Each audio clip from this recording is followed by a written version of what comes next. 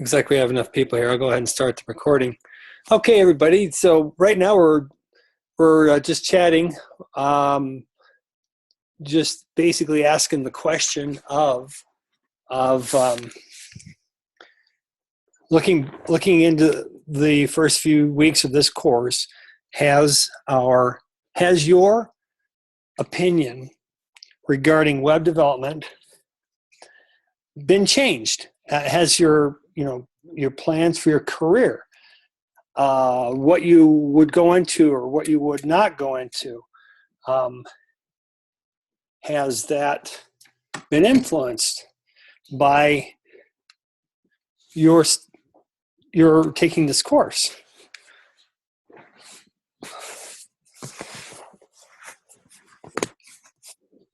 I'll turn on the video here, just see how that's working.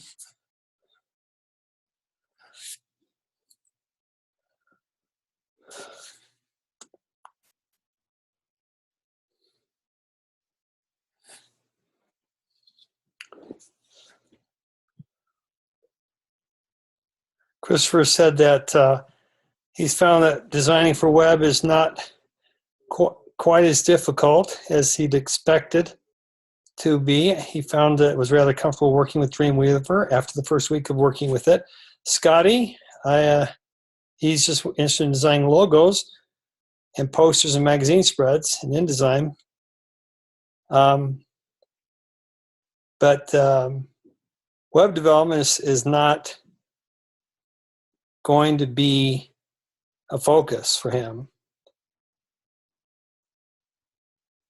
Christopher's just leaning towards getting proficient in many fields of design,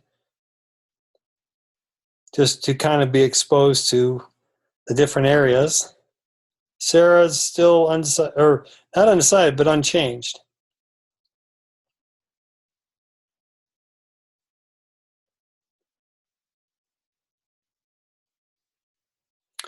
And Mary is interested in some other courses.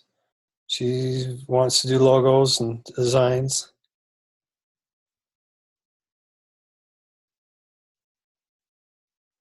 Ryan interested in pursuing web design, but needs a lot more practice. Yeah, Sarah already has I think a 2-year degree in web design.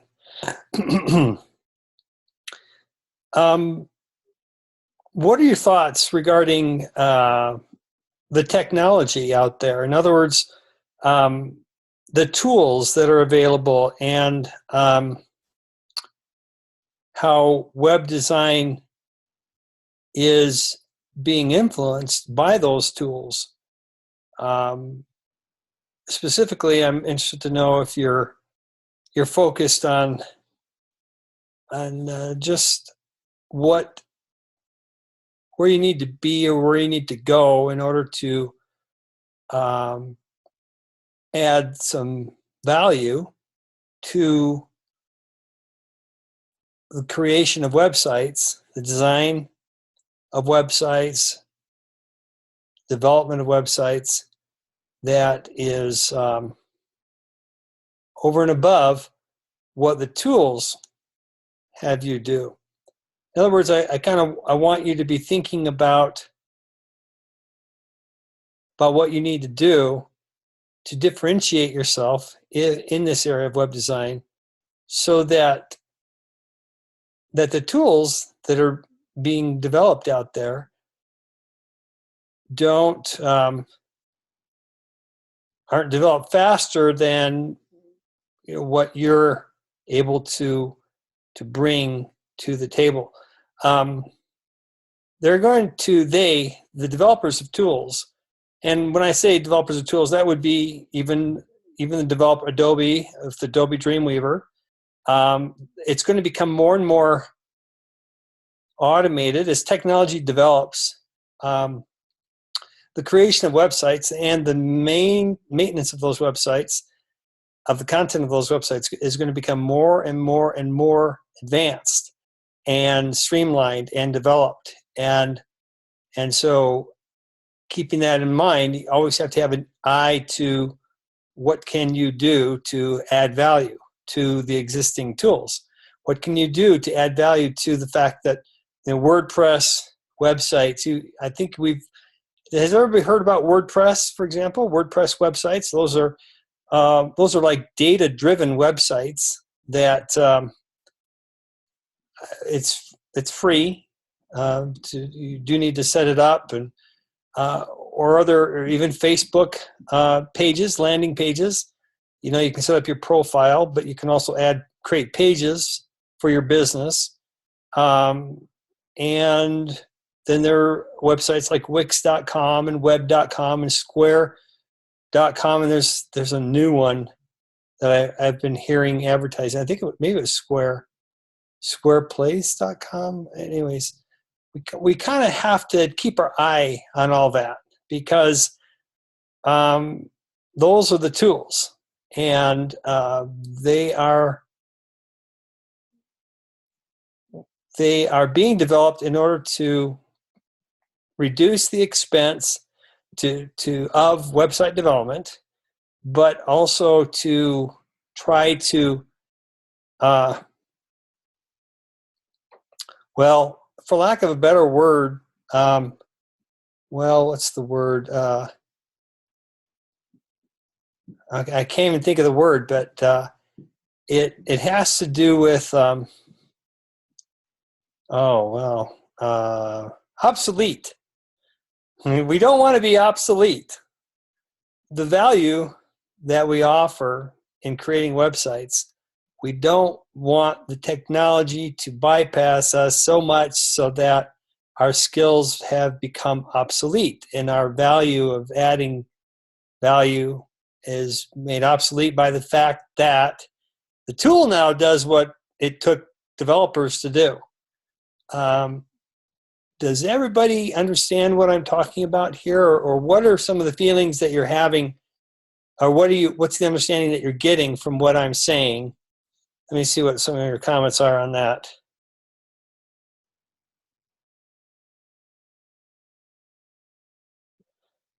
Mary says, I know that some places don't use Dreamweaver, so do we have other courses using the other programs that are used out there? I think I need to do research to know what else is out there. I need to know about new tools out there. So let me explain, Mary. One of the ways that web developers differentiate themselves is the knowledge of HTML, and the knowledge of the coding, and the knowledge of CSS, and even the knowledge of user interface interactive development, and that would be using JavaScript. Now, this course does not go into JavaScript, but I can show you how to use JavaScript that's already been created. But the ways that web developers, for example, the company that I work at right now, we have about six front-end developers. When I say front-end, I mean folks who really are they're from the graphic design world. They've become web developers. They don't focus so much on the back-end scripts that are on the server, but more on the front end. In other words, the code that comes to the browser. And so they get involved in HTML, they get involved with CSS, and they also work on graphics, and they also work on a little bit of JavaScript. Now, JavaScript is the interactivity. So, but we won't go into programming JavaScript. But so all these people on our team, they are graphic designers. That's the world that they came from, and they've gotten into web development, and in doing so, they have to come up to speed on HTML and CSS and then even now JavaScript. So you can see that that's how they have added value. That's how they have not become obsolete, because we need them, definitely, because we have a custom website. And our website uses back-end scripts, but then also front-end templates that for each web page. In fact, every web page that we work with is generated by a template. And so every web page of our website, and we've got hundreds of pages on our website, each web page has its own template that gets populated with data.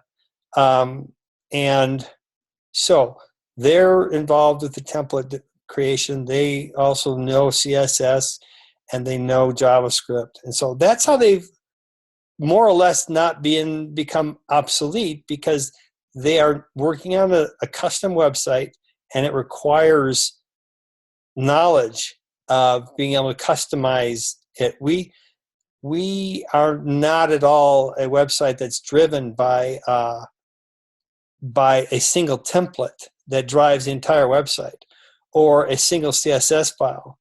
We actually have 3 CSS files that we work with, and they're extensive. We actually use a tool called SAS. It stands for .scss, and it's actually a programmatic way of coding CSS, and we actually compile that and create the CSS files through a compiled mechanism. And they work on the SCSS files. They run it through the compiler and create the CSS files, and the CSS works with the HTML. So they're not obsolete at all. We need them, and I actually don't know any. I don't know. Ping me if you're interested to know what I kind of think they're earning. I've never asked them what they're earning, but I can give you a range if that interests you. I can give you a range that I think they're in. So I'm just kind of giving you a scenario of web developers and what they get into. All right, Mary just asked the range. So this is off the record because I have no idea what they're truly making. That's actually something I'm not supposed to know.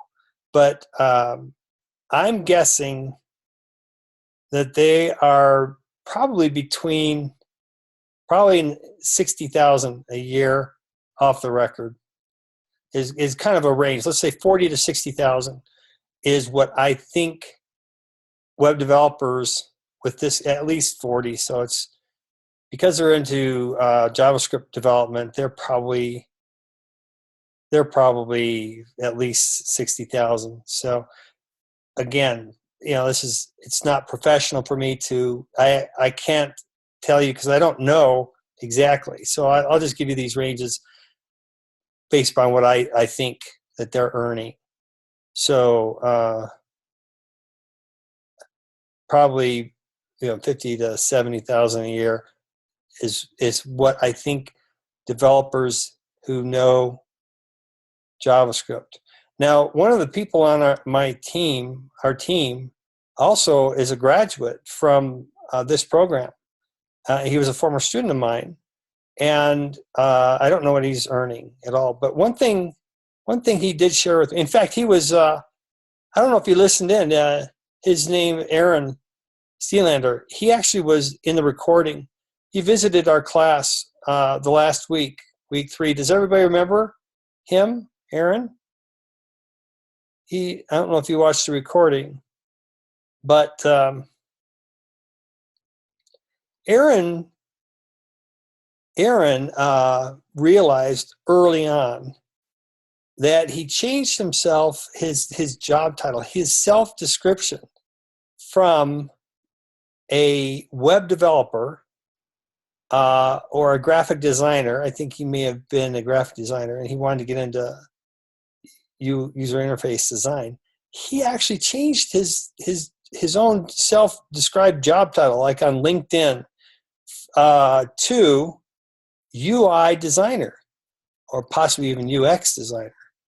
And that stands for user interface or user experience designer, UI designer. And that alone, and I think I can share this with you, that alone bumped his value, I think, and he shared this with me, and I thought he may have shared this in the conversations. I think one of the questions that I may have asked him. But the amount it basically added the value up to about $1,000 a month, because he differentiated himself. And just by doing that, and all he was doing is he's only designing user interface. He actually doesn't even, he doesn't do coding. That's what's really ironic.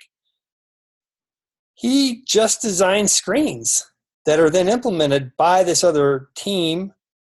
He works for the business analysts, and they talk to him about what they need. He designs it in Photoshop, what the web page looks.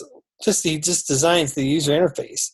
He doesn't even design the interactivity. He just says, here's what it should look like, and this button should do this. But that's it. He doesn't code it. He then takes this image, and that goes along with the business requirements. The picture of the image plus the business requirements, both of those together, are then given to the team that implements it. And they're the ones that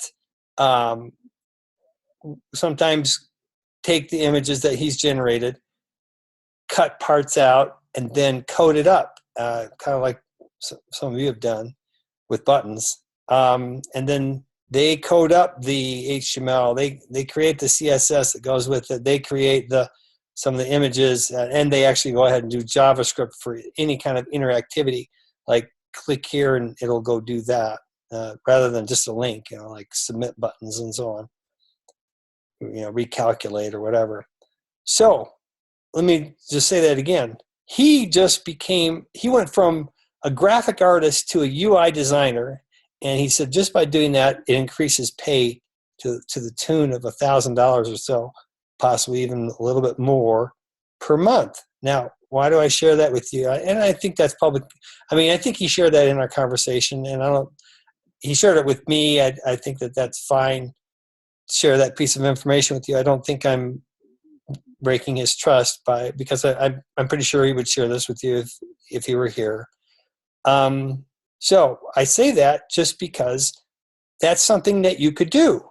And again, you don't have to do the coding. And so if you want to step into this world of web design, you can do it as a UI designer. You don't have to be a CSS developer or JavaScript or an HTML developer. And just by you calling yourself a UI designer, your experience may be very similar to his.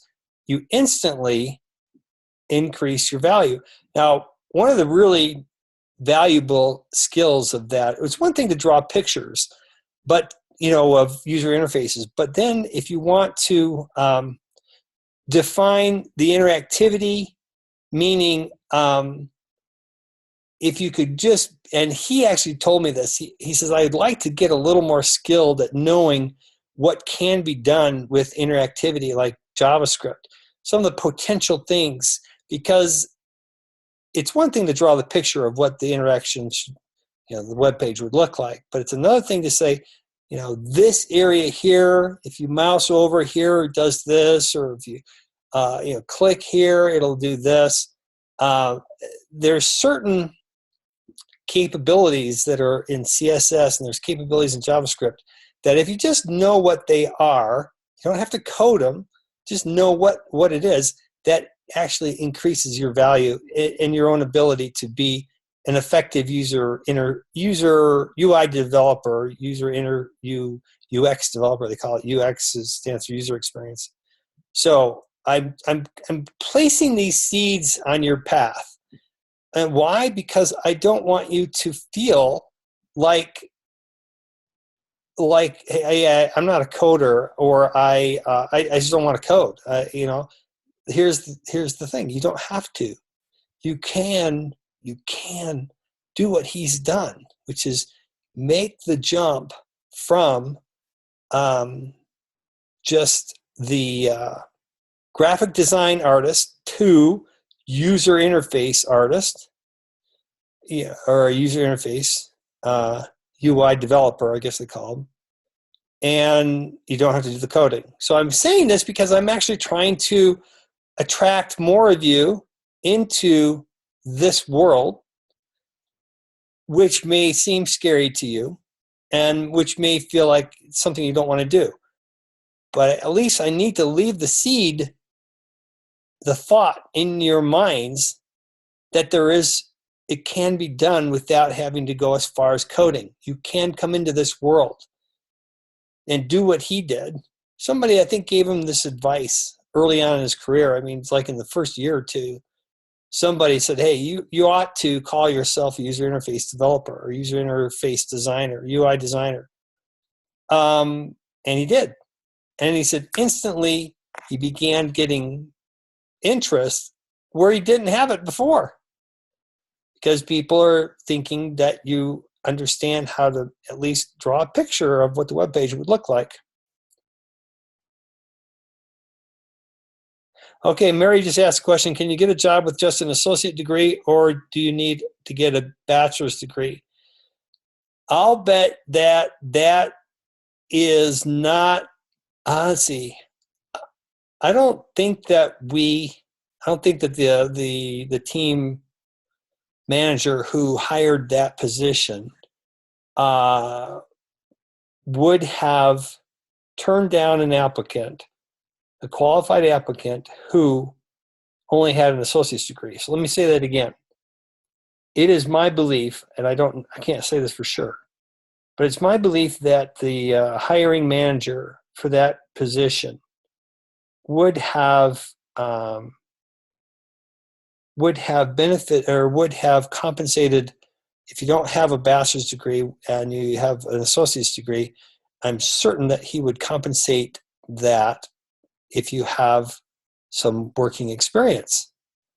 So, so if you had some working experience, that would definitely be a compensating factor for the hiring manager to look at you and to consider hiring you. Does that answer your question, Mary?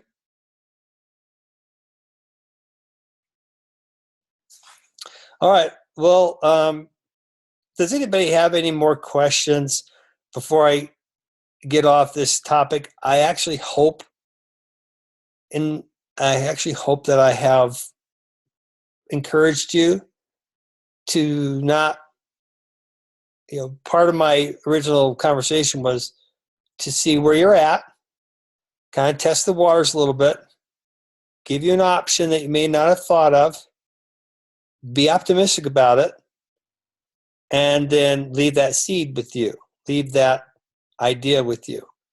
That's important to me, because I don't want you to kind of feel like, oh man, I'm not interested in web development.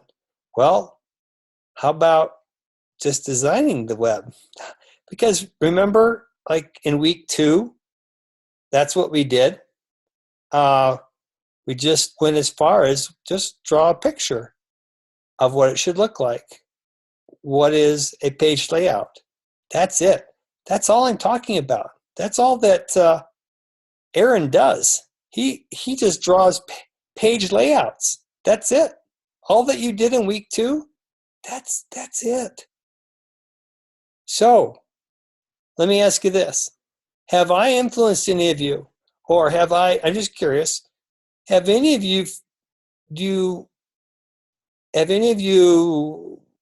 listened to what I've said, and has it influenced you at all? Are you encouraged at all? I'm just curious. Oh, good. Oh, good. Two yeses. That was my goal. 3 yeses. Oh, good. Wow. Oh, good. Yeah, Christopher, you've really caught the vision, Christopher. Very much so. I really want to encourage you guys, and I'm trying to give you some tips on how to easily increase your value. And frankly, the web is where a lot of focus is. And so I really kind of want to make it more appetizing for you, more appealing, less discouraging. And I frankly, I have faith in you. And I just want you to know that I believe that you can do what Aaron has done. And just remember this. If you're interested at all getting into it, just designing, not coding, just designing is definitely a foot in the door. And frankly, it's his career. Now, that is his career. He's defined himself. And,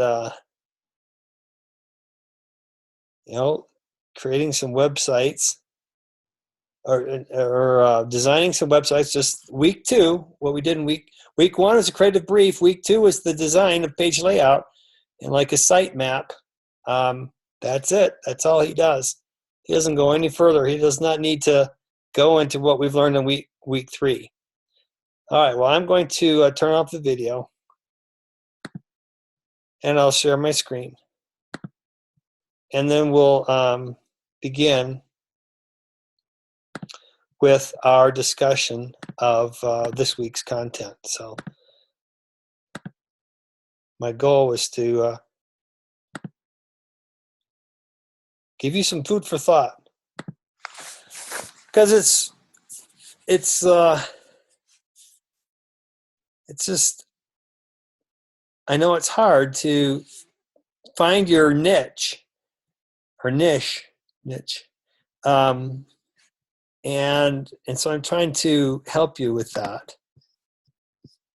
And the more people that I can kind of recruit, if you will, into this area, the area of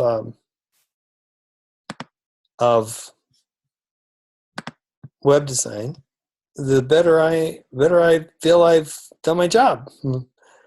So yeah, I'm very motivated. I'm very what's the word?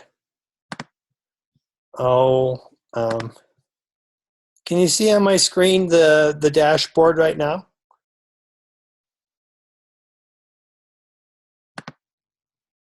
Okay, great.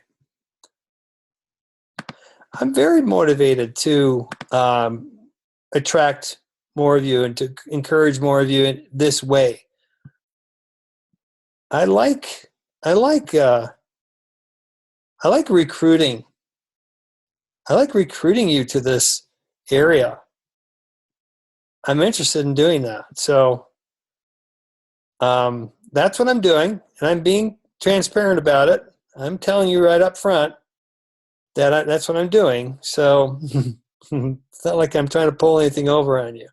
Okay, so I've talked about these cascading styles. Okay, so is everybody good to go? We're going to start to work here.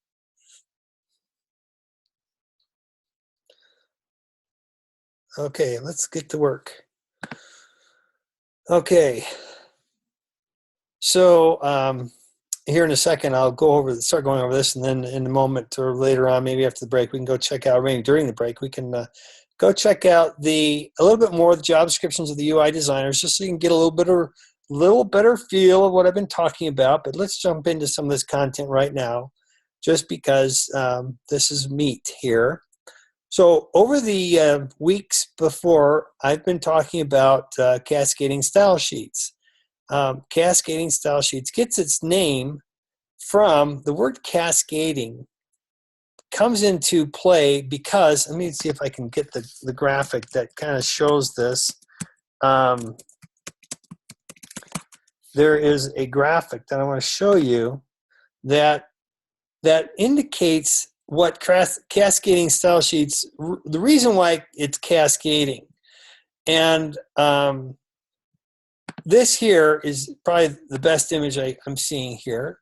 So the reason why it's cascading, can you kind of see, it looks like a waterfall right here. And whenever you think of the word cascade, you can kind of think of this as a waterfall. Isn't the word cascade kind of make you think of a waterfall? Cascade.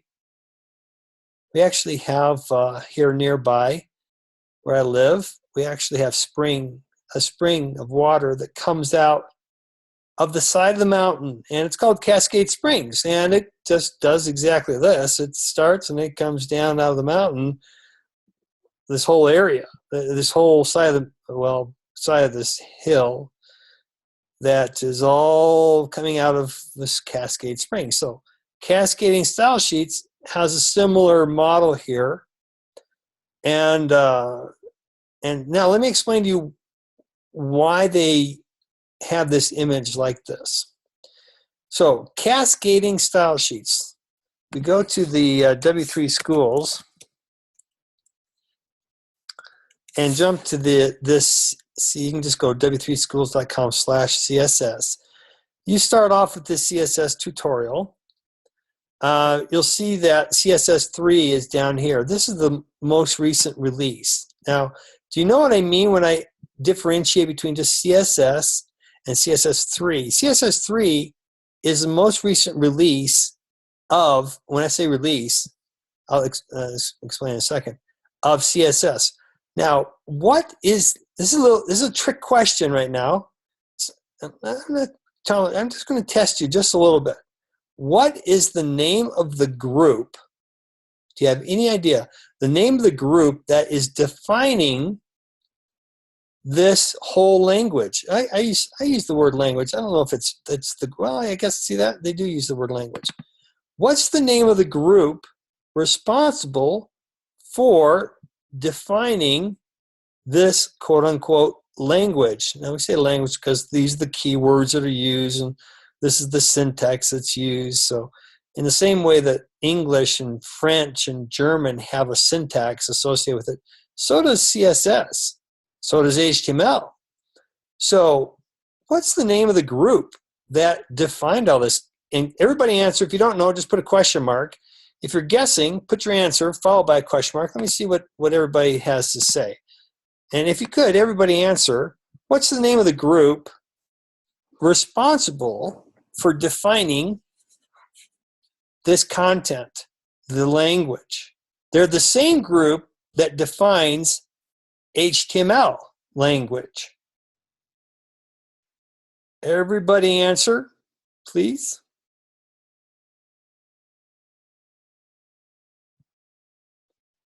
Okay.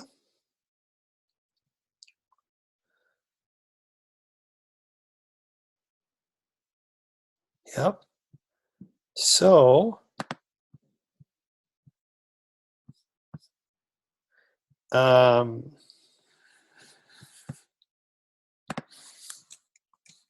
World Wide Web Consortium. So if you type in World Wide Web in your Google search toolbar, does it show up right there? If you type in World Wide Web, does this show up?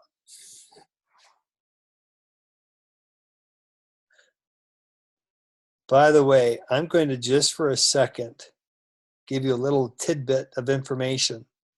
Now this is very, very advanced, what I'm about to explain to you.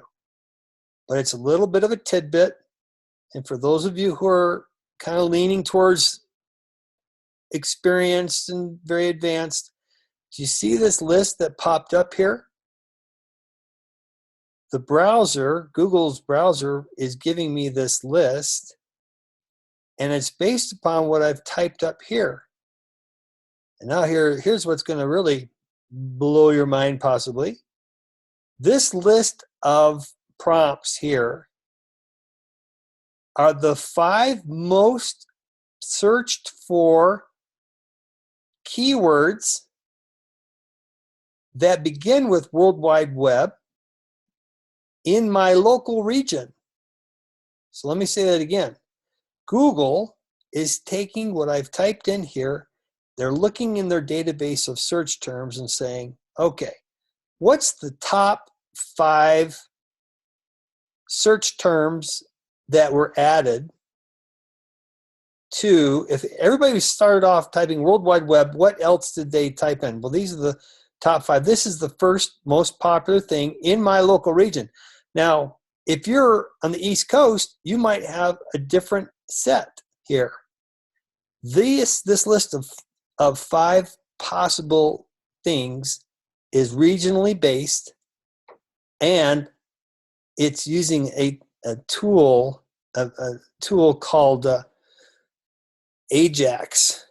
And Ajax is a way for the browser to take what you've typed in and send it to their servers and respond without having to refresh the entire page.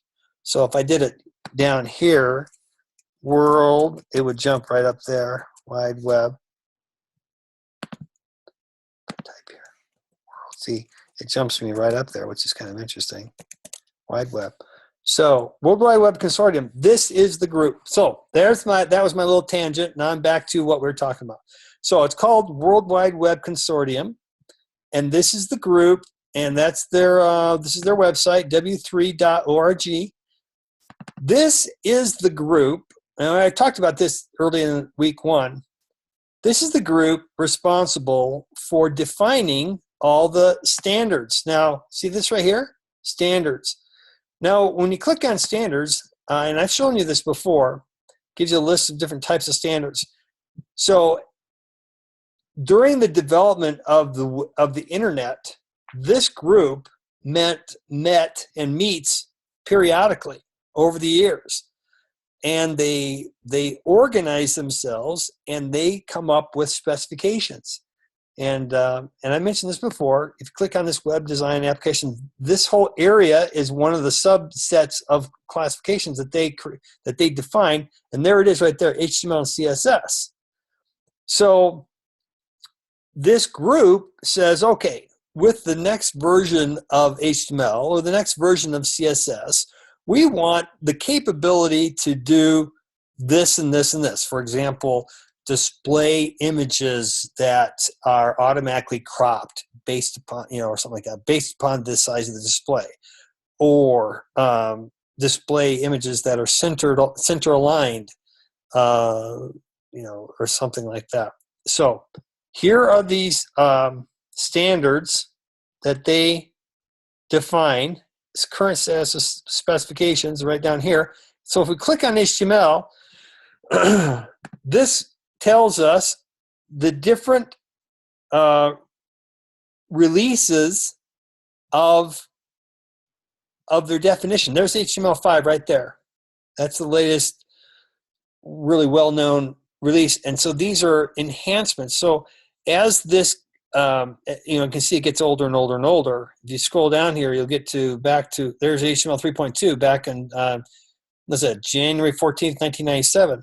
So this group releases these things, and so every few months, few years, they enhance the language. It's kind of like English, like Webster's Dictionary. Every year, they come out with a new release or an update. So just as the language of English is constantly remaking itself, constantly getting new terms added to it, more complex. Sometimes grammar rules change a little bit, how we get a little lax perhaps in our grammar. The exact same evolution is going on for all these standards. HTML is one of the standards. CSS is another standard. See it right there? CSS. Another standard, and here's the history of CSS. So this is kind of like looking at the history of the English language, but it's really the history of CSS language. And you can see right here, it started back in the year 2000, 15 years ago. And then 8 years later, they did CSS1. And then 2 years later, they added this. And then here's CSS 2.1 released on 2011, and color module level 3. So the whole thing gets better and better, more defined as the technology develops, as capabilities develop. And you can see right here, see this right there? We're getting into CSS 3, and I'm going to say that this is potentially what we might refer to as CSS3 right here. So CSS is evolving. HTML is evolving. And even look at that, best practices, web fonts. That's a big challenge. How to transmit fonts from your application to a person's browser dynamically. By the way, Adobe Flash does that very well, but now that capability now has to be done in HTML because Adobe Flash is kind of going the wayside, using the SWF with the Flash engines. So as you can see, this is the group, HTML, CSS. Here's the audio and video. So here, this same group, the same committee, they have subcommittees, and so there's probably a subcommittee on audio and video. So how are we going to communicate audio over the internet through our websites? How are we going to communicate video? What are the issues that we have to define when it comes to mobile web? What standards do we have to refine there? Here we have JavaScript web APIs. I talked about JavaScript. That's the interactive programming. Accessibility. What are the standards for accessibility, meaning the people who are blind or have certain hampers, certain capabilities that they may be blind or other things that affect how they consume the information that we make available. So there's certain literally standards. These are standards that even governments have to abide by. So this committee defines the standards, and then here's privacy standards. So you can see they get into a lot of different areas, this one group. Now I come back to where we were when I asked you the question, who's defining CSS? Does everybody now know who's defining CSS?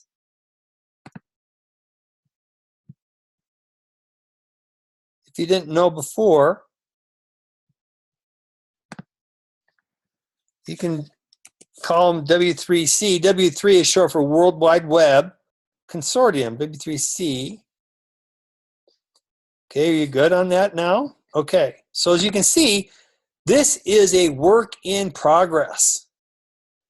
CSS, a work in progress. HTML, a work in progress. I say work in progress because this group is constantly meeting, constantly releasing, constantly updating. All right, here's another trick question for you. Who would be interested in knowing the new standards that are coming out? What kinds of people / companies would be really paying attention to the newest and latest standards? Does anybody have any answers on that? Who would be interested to track this and be aware of any new standards coming out? There's one particular answer I'm looking for to see if where your thoughts are going. There's one particular group that I have not hinted to who that is, but these are all good ideas. I would agree with you. Web designers, anyone in the web design field, I would agree with that. New companies starting up because they want to be aware of the latest. There's another group that I'm kind of waiting to see if anybody might pick up on it. Let me give you a little bit of a hint. This group / companies type is responsible to create the software that must abide by these standards, the latest and greatest. So what kinds of products, what kind of programs might lend themselves that these programs need to understand the latest in HTML. They need to understand the latest in CSS. They need to understand the latest in JavaScript. So Mary thinks Microsoft and Apple.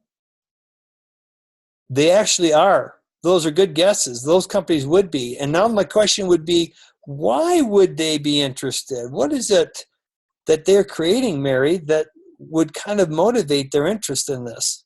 Adobe, yeah, I can see why Adobe would be definitely interested because they're creating products that work with websites. That's good, Christopher. All right. This company, it would be the companies that create browsers, internet browsers, because these software programs have to become aware of the latest and greatest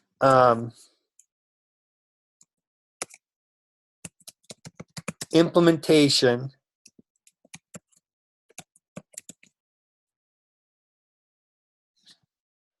of HTML and CSS. These companies here, who creates IE? Microsoft. Who creates Chrome? Google. Who creates Firefox? The Mozilla team. Who creates Safari? Apple. Who creates Opera? I have no idea. I don't know who creates the app. Oh, there it is right there.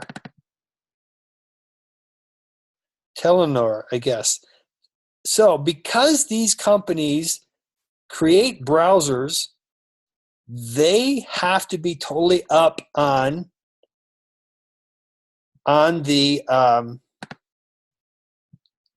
latest and greatest things that are coming out of that committee.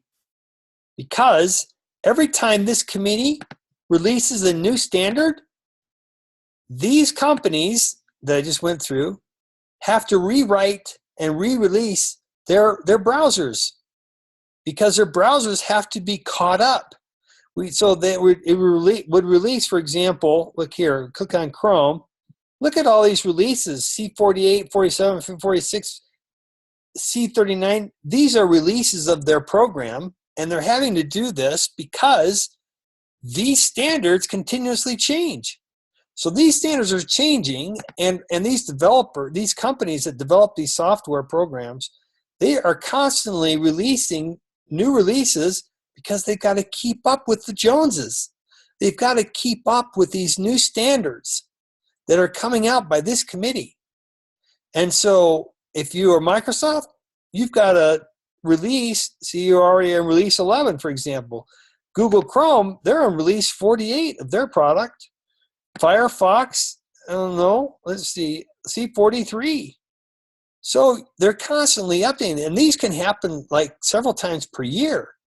They say, okay, all right, World Wide Web Consortium, hold on right there. You know, they can't do that, obviously, because this ball keeps rolling. And so, but the company says, okay, we're going to take this latest release, for example, this standard here. Let's go to HTML. The standards.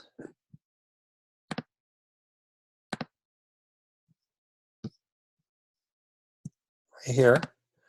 And let's say they go, okay, this version of HTML was released on March 17th, 2015. We've got to take this release and we've got to incorporate it into a browser.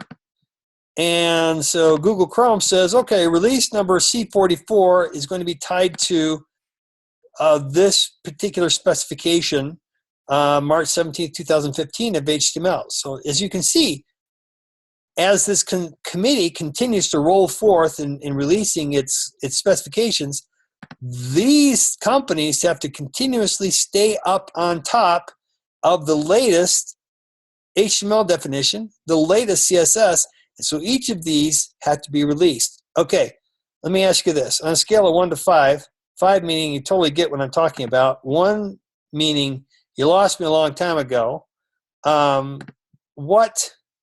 where are you? Where is everybody at? Just let me get a quick touchy feely here if you're following me.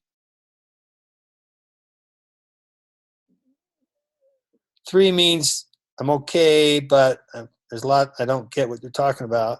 Okay, this is great. Okay, good. All right, so this is important to me because I need you to realize that this wheel keeps moving. As you can see, this committee, which is not a company, it is a committee.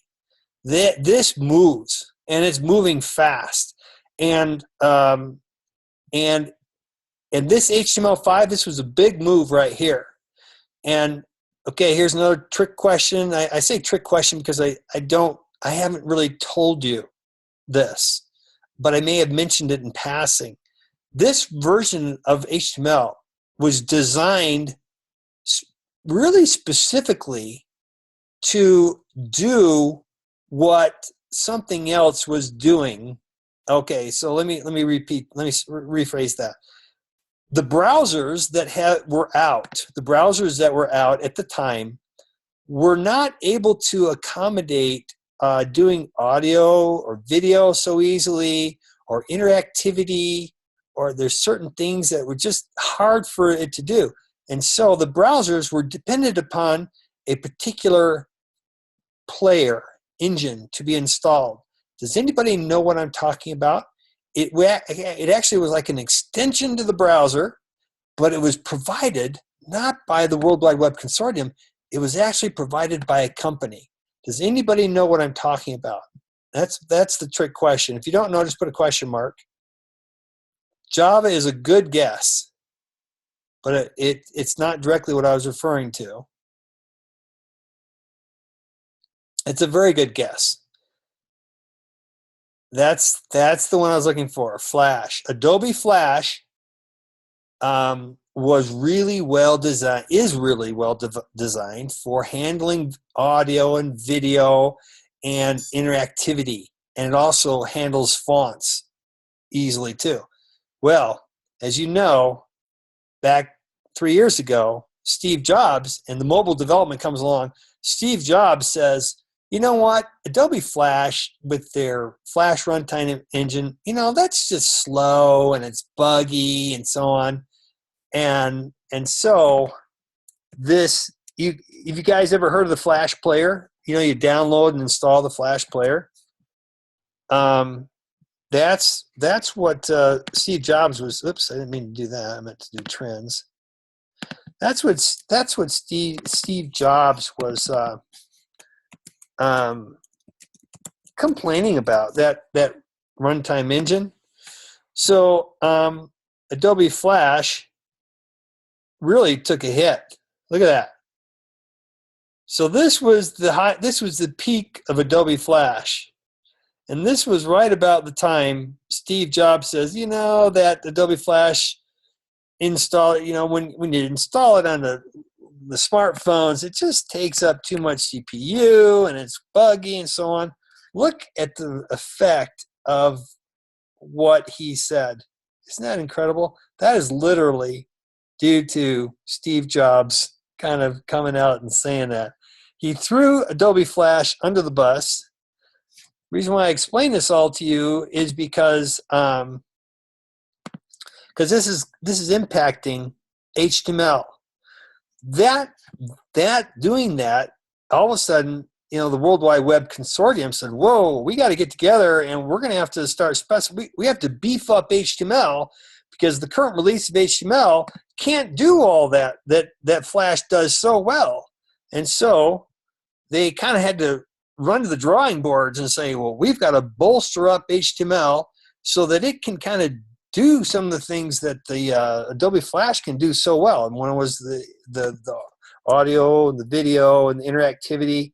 And so HTML5 really was designed to replace the effect of this trend right here. They had to regular HTML4 was handling things along with working side by side in the browser but the browser was extended. I say extended meaning you had to download and install the Adobe Flash engine.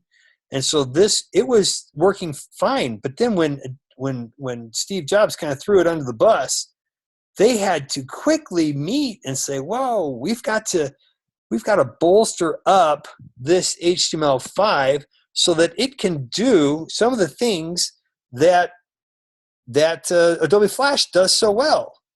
And they created this thing called the Canvas, and you can see they're now getting into media, video, audio, and there's more things. So HTML5 was a specification that was trying to quickly capture the need for browsers and even mobile devices to go without this Adobe Flash engine. And Adobe said, you know what, fine, we're going to stop developing this Flash engine completely on smartphones. And I think that was that one of our discussions one week? Maybe not in this class, but there came a point where Adobe threw in the towel and said, okay, we're going to quit developing the Flash Player engine. And so smartphones, which were getting the latest and greatest browsers, weren't getting the Adobe Flash Player engine. And so anybody who developed a website that was required Adobe Flash, it wouldn't play on a smartphone because Adobe, the provider of Adobe Flash, said we're done. We're not going to support it anymore on those smartphones. They kind of gave in the towel along with being thrown under the bus. So that's why this committee had to jump to the drawing board and say we got to define, we've got to enhance our HTML4 to create a new HTML5.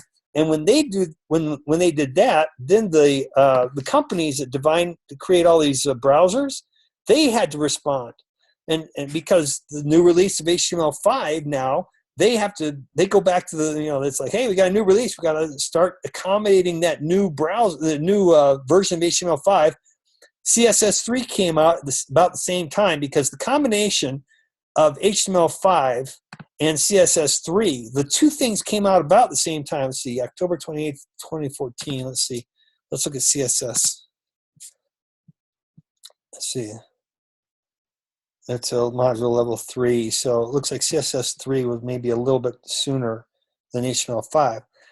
But they really work well hand in hand. The two put together were able to do most of what Adobe Flash could do on its own. So the Flash player is going away, but HTML5 and CSS3 is bringing up that slack.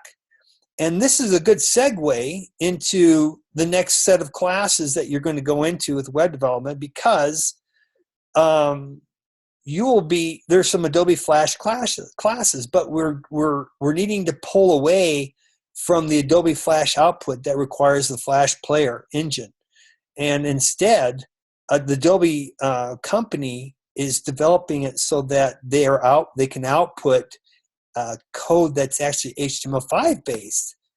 And so they're using the same tool, Adobe Flash, but the output is now no longer their proprietary SWF file. That's a special binary file it requires the Flash runtime program to be present in order to be processed. Now, instead of generating the SWF file, they generate automatically HTML5 files and CSS files too. So the Adobe Flash tool is still around, but they've changed the output, or they've added to it, so that you can use the same tool.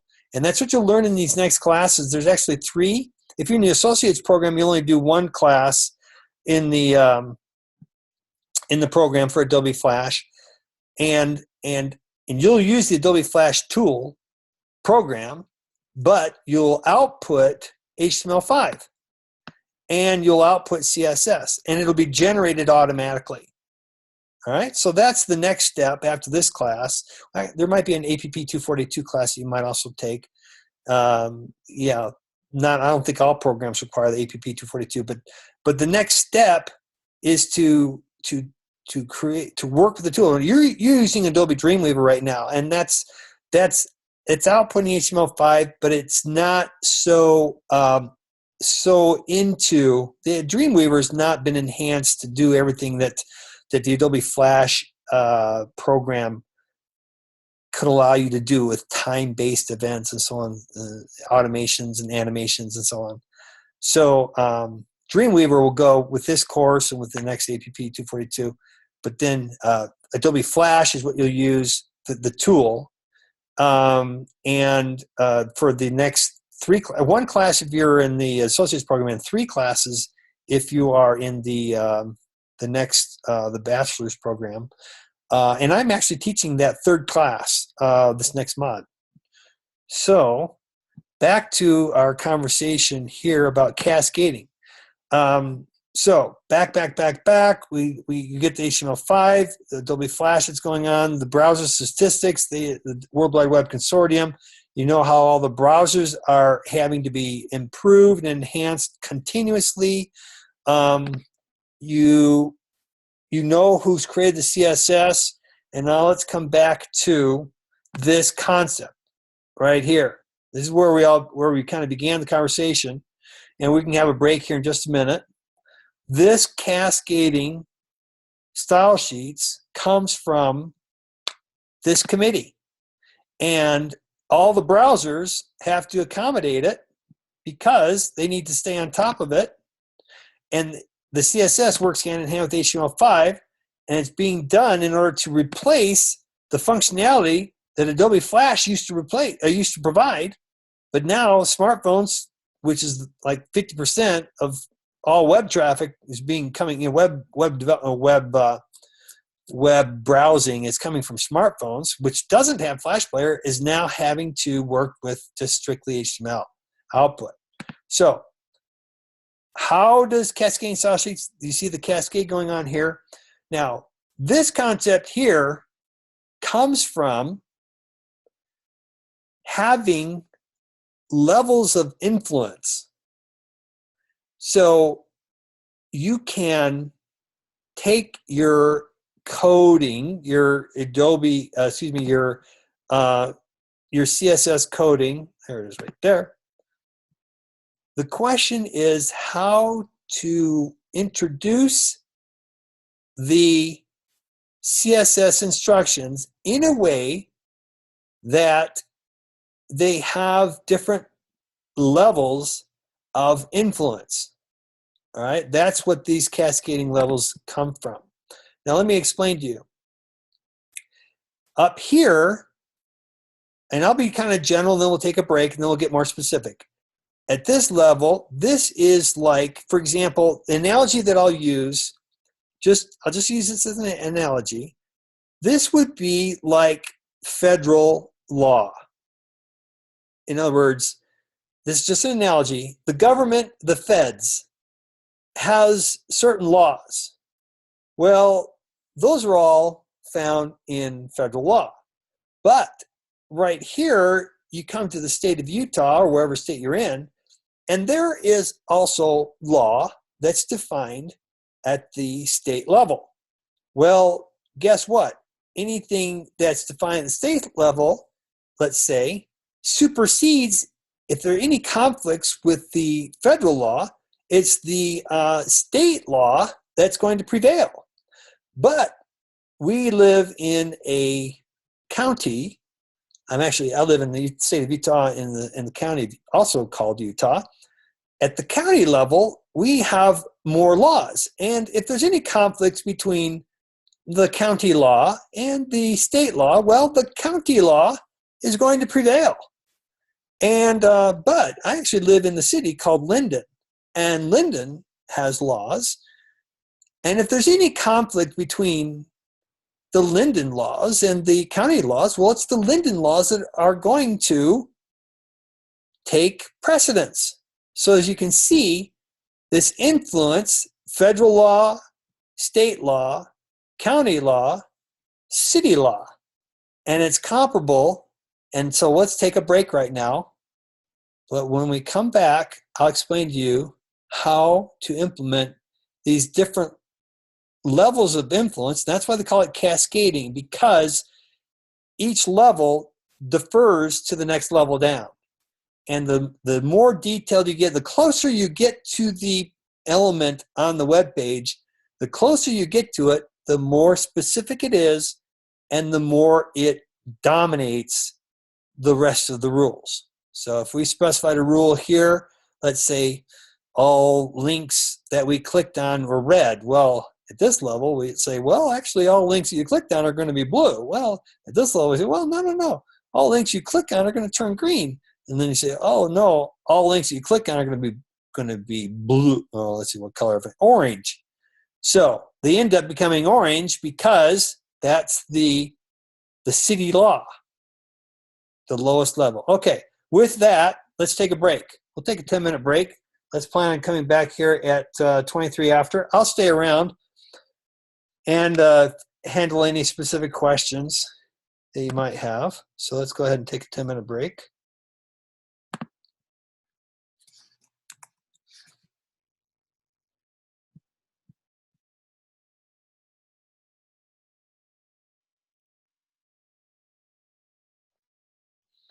All right, so Christopher asked the question whether or not issues with the CSS3 rendition. I remember reading an article saying that much of what CSS3 is able to do, the browser still have to catch up to. That's a good point, Christopher. There are sometimes specifications that are out, and they've already been defined by the consortium, and browser developers like Microsoft and Apple and Google, they're behind. And it takes them longer, obviously, to implement the programming than it does for them. You know, they may release the standard on March of 2014, but it may not be until, you know, March or August of 2016, 2 years later, before the software developers, the browser developers, are caught up with that particular specification. Is that what you, one second, Scotty, I'll help you with your question. Is that what you're saying? Let's see.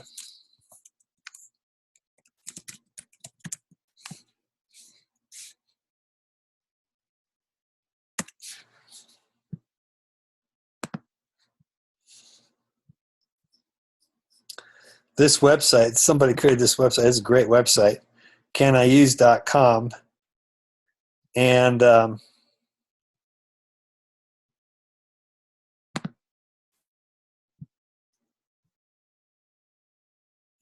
this is the different capability in CSS. And the question is, if I use selectors, what browsers support that? What release of the browsers? This is the release of that particular browser. So here's Chrome version 40, 41, 45, 46. So as you can see, this is historically, these are the different browsers out there, and this is what version of their browser supported this particular thing. So CSS3 selectors, for example, have been supported by Chrome since their version 4, and Firefox since their version 2. But these other browsers didn't come along. See, Opera in their version 10.1 began supporting CSS3 selectors. So you can see there's a whole history, and they don't all start supporting at the same time. These browser developers come along, as you can see, sometimes they're late. So this browser here, Edge, wasn't until version 12 that they started supporting it. This here is the baseline where all of them supported them. This is the version of each of the browsers, and you can see we have more browsers than we have in that other list. So here we got Internet Explorer, Edge. Edge, I wonder if that's the Edge of Adobe. I don't know. Mozilla Firefox, Google Chrome, Apple Safari. No, sorry. Yeah, Apple Safari. Opera, forget the group for that. iOS is Safari. So this is the version of Safari browser that runs on the iOS. Opera Mini, Android browser. So you can see we have different versions of the browser depending on the type of. See, this is for regular computers, and now we've got versions.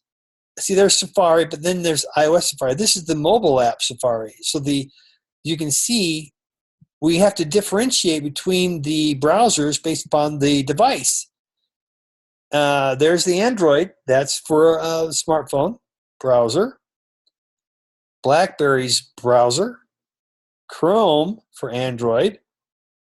So that they actually had two browsers. Firefox for Android, i.e. mobile. So these are all the mobile browsers. And look down here, you can see they're a little slower. See?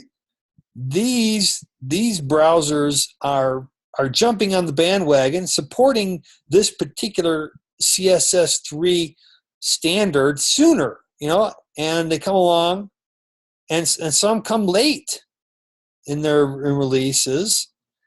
And over here on the right, these are the mobile versions of those browsers. And this here is the general percentage of how many browsers out there support this particular CSS3 feature. So this is actually a little bit of a nightmare of the web developer. The person who implements using CSS and HTML, they actually have to be aware of some of these things, because if I create and I want to use the latest and greatest CSS or the latest and greatest HTML5, there's a chance that I might miss many people out there because I'm doing the latest and greatest thing, but they don't all have the browsers downloaded and installed on their smartphone or on their laptop. So you have to be very careful about using the latest and greatest specifications, because the browsers might not be caught up. They may not be even using that feature just yet.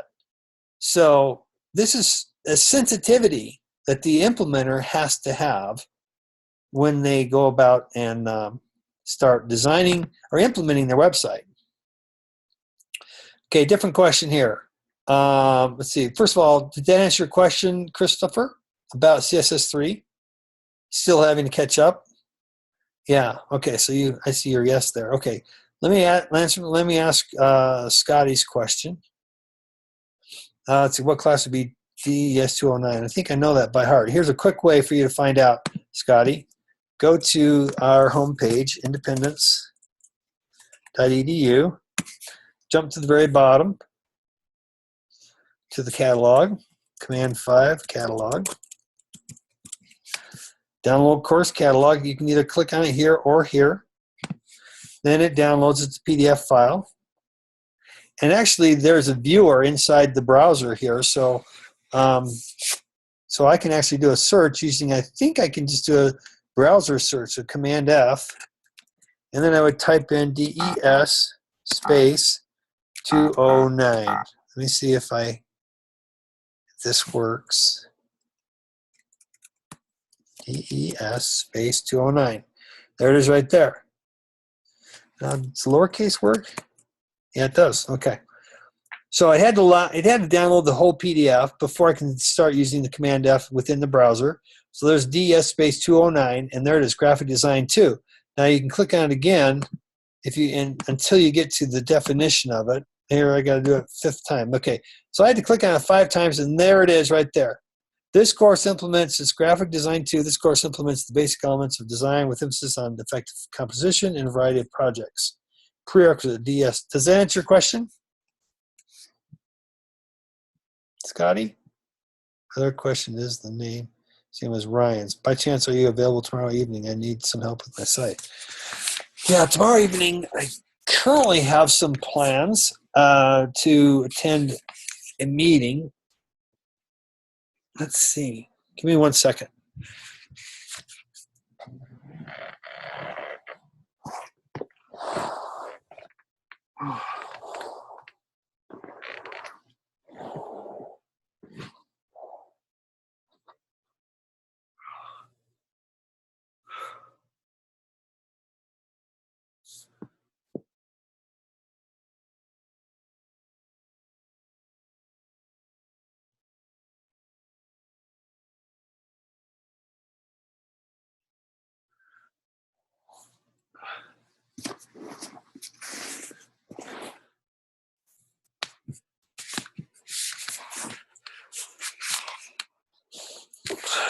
Let's see.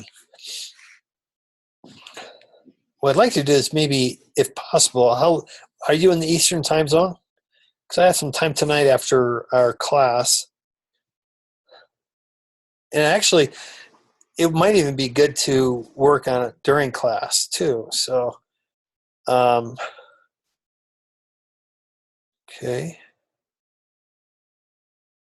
Ryan, what time zone are you in?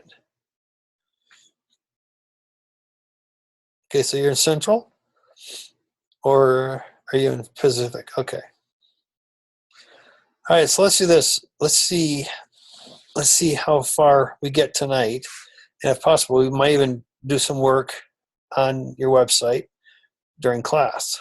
So that'd be plan A.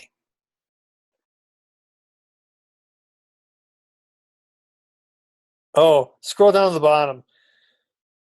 You went to independence.edu? Scroll down to the very bottom and search for catalog. Oh, what do you mean? Where at on the homepage? I thought you're meaning, was it you about, yeah. Are you talking about the catalog, Scotty? Can you hear me? Yeah. Okay, since they changed it and they have the dashboard thingy now, I Oh, can't seem to get back to the home page of Independent University.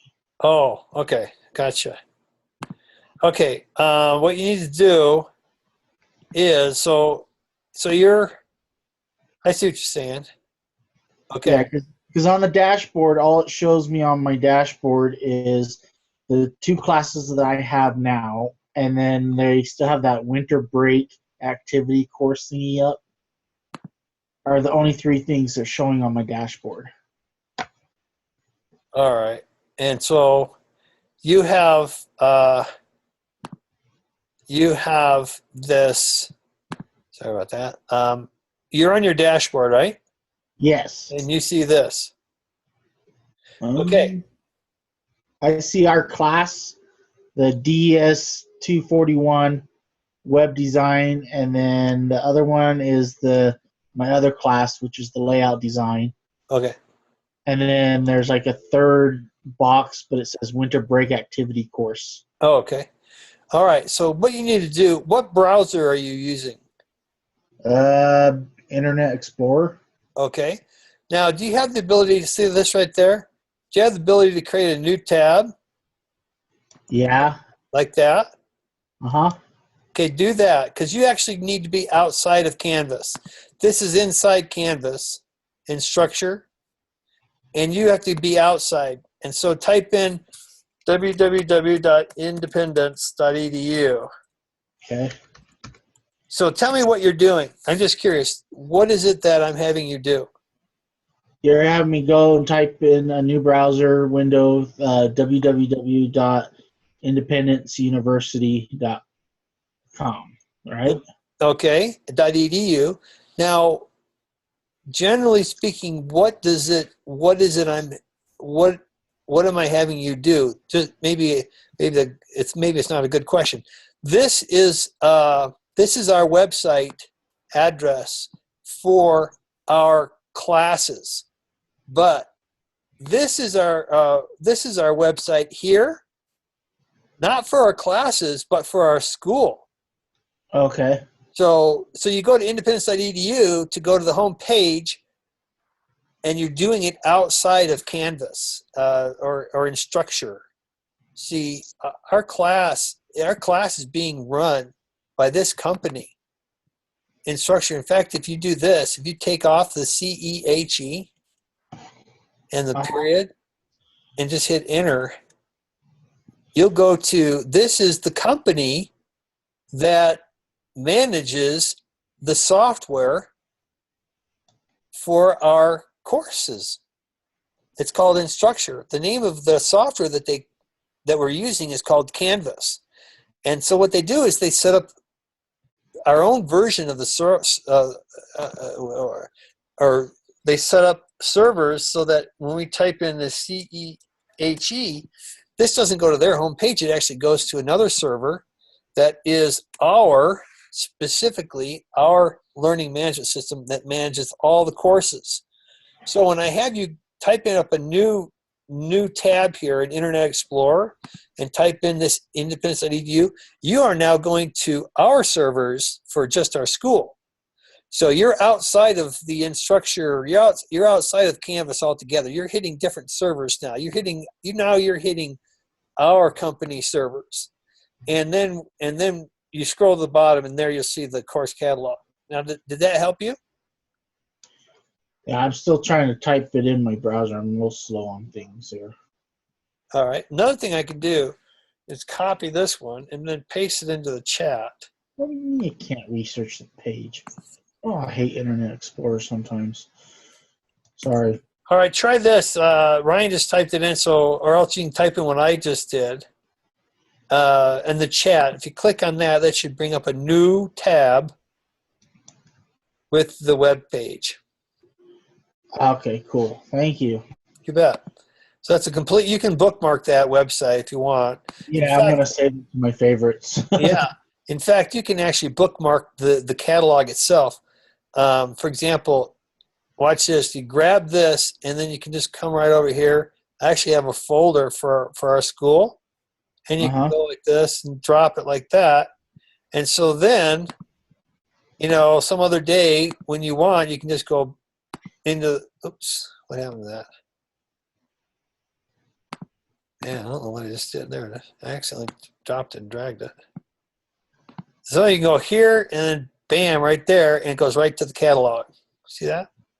Okay. Yeah, because at the beginning when I first started, they gave me a list, but the list they gave me only gives me the mod and the class number, the DES number, but it doesn't tell me what the class is. And so I got all these classes that I still have to take, but I don't know what they are for, and I always like to get a little advance notice so I know what I'm going into, because 99% of the time I don't know what the classes I'm taking are until the day they start. Okay.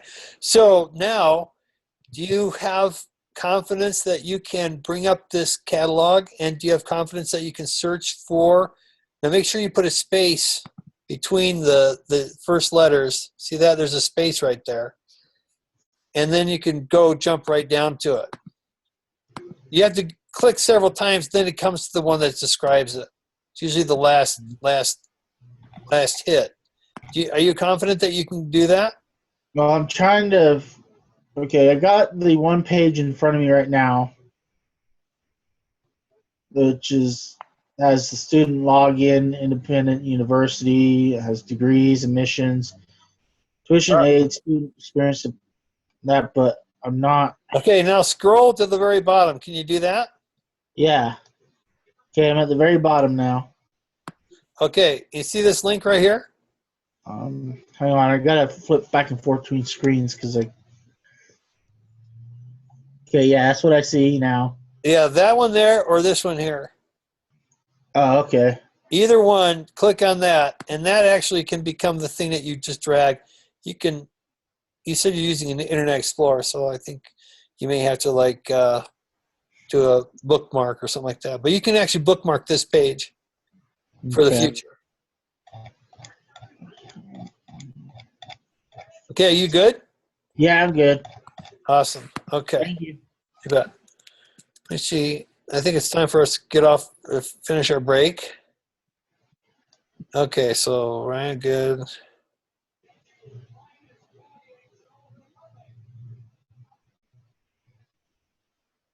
Okay, I think we're good.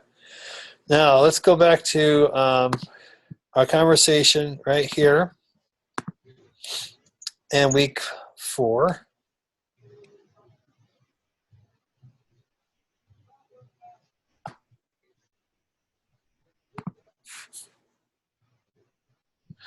So back to this analogy here.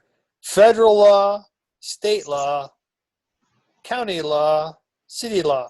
Now here's what that cascading really factors into. If you go to CSS here, I'll paste the link here.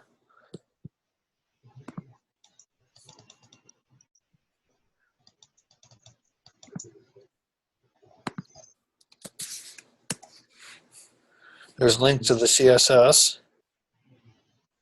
Let's see.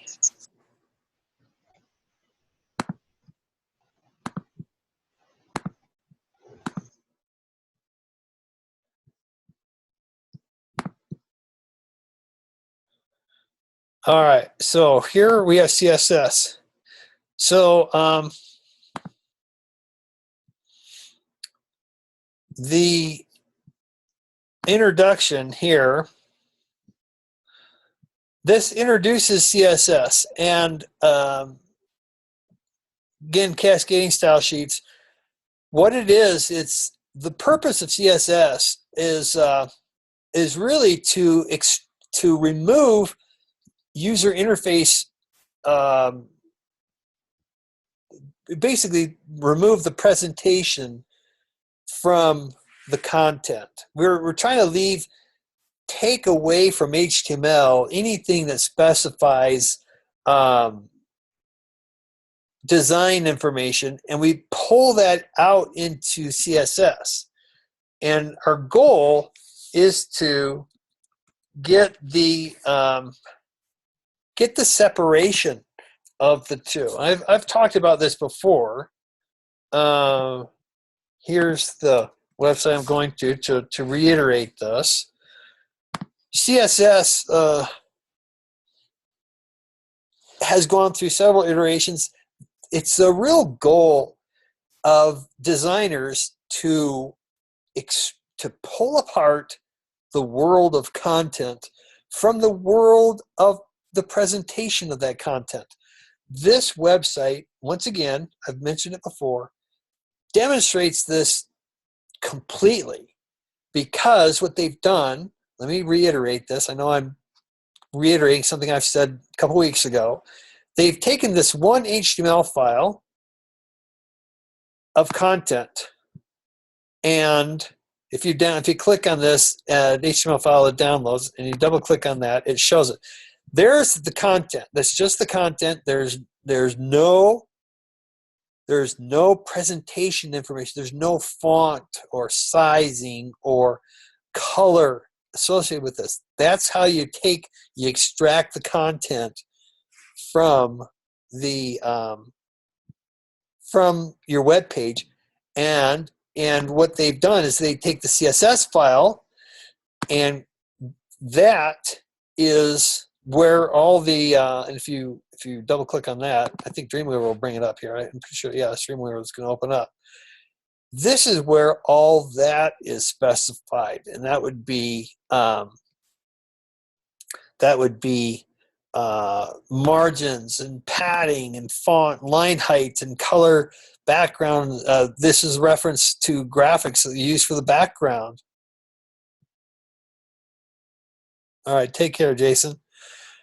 Font and line height. So all these things are the presentation of that content. You can see when you look through the CSS, you have no idea what the web page is like. But if you look through the HTML that this came from, that this works with. So I want to open it with. I really kind of want to open it with Dreamweaver here. So let me do this. I'm going to click on that, do right click, open with Adobe Dreamweaver. And so when you look at the HTML, you can definitely see the content.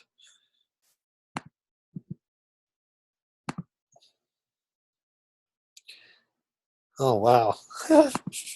Edge Animate opened up. I didn't mean for that.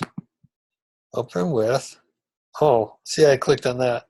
It's because that's my fault. I meant to go on the Dreamweaver. Okay, here we are in Dreamweaver. This is the live view. This is the code view. And here, you can definitely see content in here. You know, see all the words? See the words that are rendered here? They're all here. So the content definitely has the words in it.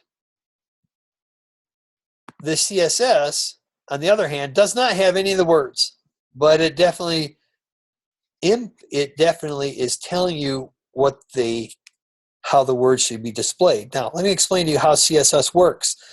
The syntax for this language, style sheet language, is this. This is called the selector.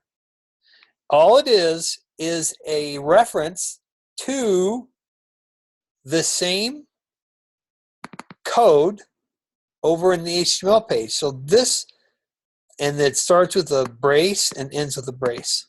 So that means that this whole set of instructions is applied to the section that's delimited by HTML. So let me say that differently. Up here we go into our HTML, jump to the top. See this tag right there? That's the tag. This is the open tag. Down at the very bottom is the close tag. See that? See the slash? That's the close tag. Now, what this means here is that these instructions are in CSS, and they are applied to the full HTML tag, which means take these instructions and associate them to everything that's defined between the open tag of HTML and its close tag, and that means everything in this particular file. Open and close. Everything in between there is going to assume these margins. Now, can you start to get a feel for the idea of, remember my analogy, federal law? Now, here's kind of how that means, what I mean by that. Here we're laying down the rule that everything that's going to be found, every particular tag that's going to be found in the HTML between the HTML open and HTML close are going to assume a margin equals a margin of 0, padding of 0. Now, if later on we find that there's certain state law, quote unquote, or county law, or city law, and I'll give you my analogies here in just a second, that override these settings, guess what? The local law will override the fact that the federal law, quote unquote, is been specified here. Now, I hope I'm not losing anybody, but I'll keep going. So we're kind of laying down a little bit of the federal law here. We're saying these instructions apply to everything unless they get overridden. So right here you can see within the body tag, and where's the body tag? Well, the body tag actually starts up right here, line 51. There's the body tag, the open body tag, and it goes all the way down to here, closed body tag. So lines 51 through 197 are going to be impacted by all of these. So we're kind of laying down some more federal law. But this federal law is inside the HTML tag. So this is kind of like federal law, and this is kind of like state law. Hope you don't mind the analogies I'm using. But you can see we're reiterating the same law that was found in, quote unquote, the federal law or the HTML selector. They call these things selectors. So here we're doing the same margins and the same padding. Okay, now we're going to get into what might be county law. County law, I say county law. The P stands for paragraph tag. So if we go in here and we find any P tags, let's see, I'm going to search for, it will be within body. So let me see if I can find a P tag. P stands for paragraph. Sure enough, there's one right there. This is kind of like a county law. Why? Because its proximity is found inside the context of a quote-unquote state law. I hope you don't mind these analogies. Body is found within the context of HTML. This is like federal law, state law, and here's like county law. All right? So again, we're not overriding anything just yet. We're adding a new property. The top margin is now set to 0. And another property called the text alignment is justified. So these are two new properties. It's kind of like properties for this city. We've got these two new rules that anything that you specify within this paragraph tag needs to assume these traits.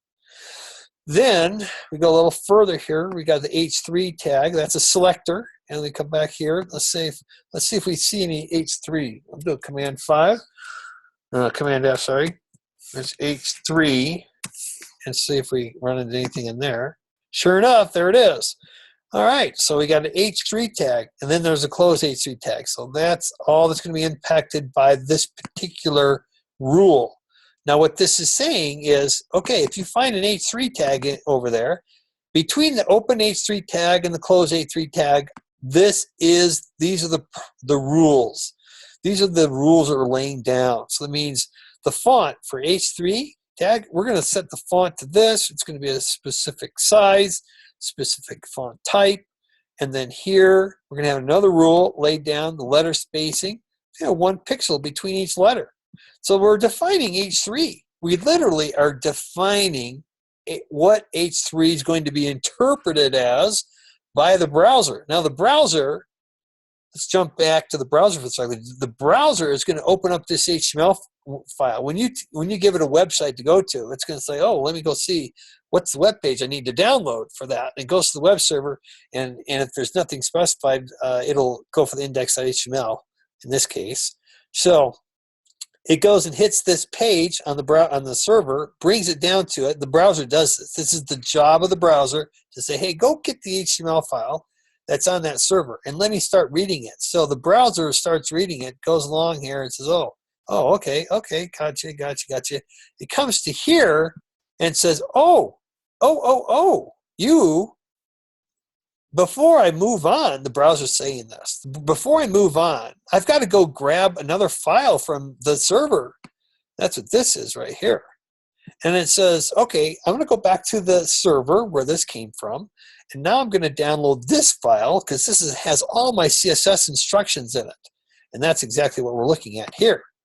So the browser is going along and saying, oh, I see. You're linking to another file which has all the CSS in it. So the browser stops right here, goes back to the server and says, hey, server, can you send me this particular file, which is relatively right near you in a folder called 214 and the file name called 214.css. Now watch this. I'm going to just copy this. I want to show you something. That's interesting. They even have a version. That's interesting. Watch this. I'm going to come here. I'm going to come to this web page. I'm going to paste that. Watch. Hit enter. I think I'm going to get it. And there it is right there. See that? So this file is sitting on their server. The browser is saying, oh, let me go grab this. So literally goes to this page, grabs this, and just in the same way that you and I just downloaded it, because we were on this website and we clicked, where I thought we clicked on, yeah. We clicked on this file literally to download it. But behind the scenes, when the browser is hitting this HTML page, it reads along and says, oh, I got to stop right here. I got to go grab that file. It downloads, and it basically downloaded this file. So the browser grabs it and says, okay, before I go on, I've got to first read through all these instructions. So the browser goes through, reads this rule, and it basically sets itself up, reads all these different rules. These are all in CSS, reads all these rules before it continues on. It basically reads the rules, the federal law, the city law, the state law, the city law, and federal, state, county, and city laws, reads them all before it goes on. And the reason it has to do that is because it needs to interpret. It kind of sets up all the rules. It basically is, it's learning how it's going to translate and display or render each of these codes as it goes along. It kind of reads its dictionary. It reads its rule book, all these rules. We'll go over more of these in a little bit, but reads through all these rules, and then it's ready to go on. And it goes here. This is a different file. We can ignore that one for right now. It's a couple meta tags, and it's done. We haven't yet talked about meta tags. This is actually information that you can store in the head section of your HTML code that actually sends messages to the search engines and so on. This tells you who the author is. This is the description of the web page. These are called meta tags. They're found in the headers. We don't need to go into great detail about those. This is a way for it to communicate to what the search robots and what it should what it should index on that particular web page. But we can jump over that. And then the head. So then this is all comment area. This here, if you use this tag right there, it kind of looks different because there's not a word associated with it. Line 21 is actually an open comment tag. And what this is down here, these are all words that you can read, but the browser ignores them because these words are here built right into the code so that you and I can understand, and literally humans can understand what's going on here. These are called comment codes. So this is actually an HTML code for a comment. And that's the open comment, and then the closed comment's right here. So this whole section here is just for humans to read. The browser ignores it.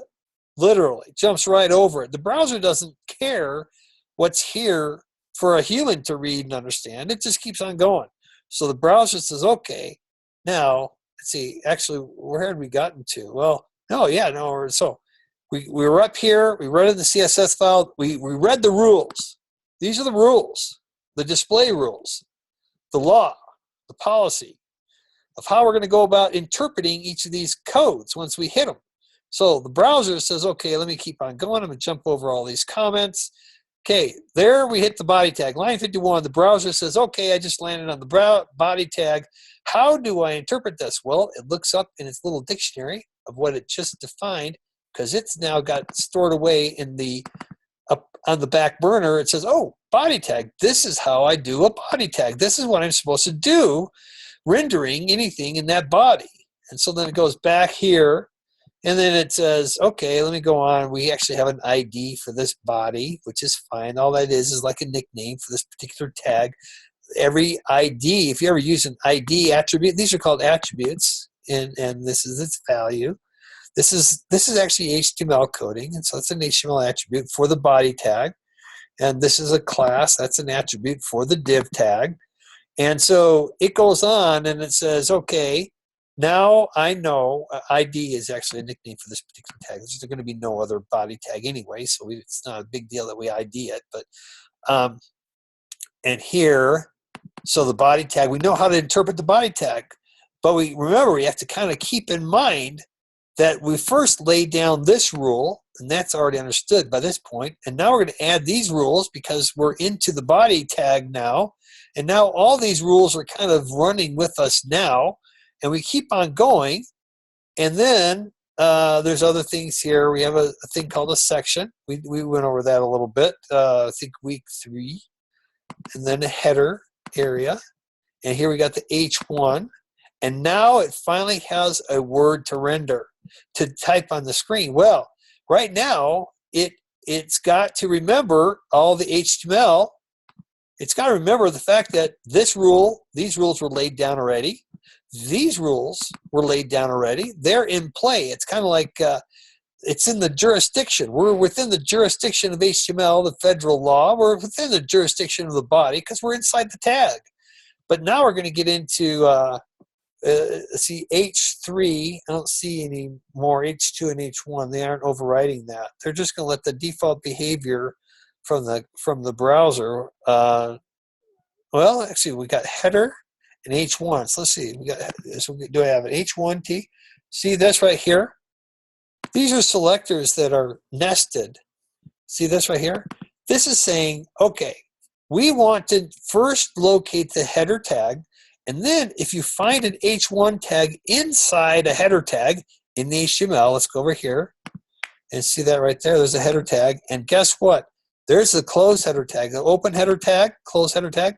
Right here, there's an H1 tag, and it's appearing inside, quote unquote, the jurisdiction of this header tag, and therefore this selector triggers, this fires. All this is going to be now affecting what's going on here. Why? Because this is an H1 tag, which is inside the header tag, which is inside the body tag, which is inside the HTML tag.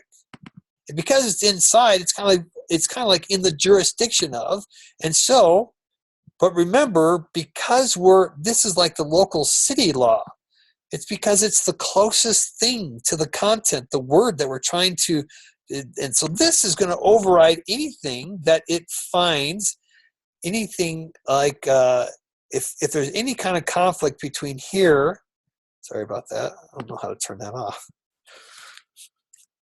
If there's any conflict between this and, let's say, the body tag, then this is going to overrule because it's this local law, the closest to the content. When it's and then if there's anything in here, it'll override anything in there. So as you can kind of see, this is how the concept of cascading is taking place. As you're going along, because you're in different contexts as you go along here, the different rules kind of come and go. Sometimes you're inside a where is it? Yeah, right here. You're in a header tag and an H1. So you have all these particular rules that are going to fire, if you will. And then you come outside of that context and you come into, for example, right here, we have other rules that are tied to classes. Now class is a little bit different here, because now instead of looking for particular tags, we're now going to switch gears and see this little dot right there? This little dot means, is there any tag out there that has this as its class? So summary, and sure enough, right there, see, class summary. So this is a different way to have the rules apply to the particular CSS. This is saying anything which has a class of summary, which is this, anything within this whole thing, this whole area, because that is what's the class of summary, is going to be applicable. So this is going to apply. If there's another tag elsewhere that has the class of summary, then it'll apply again to that.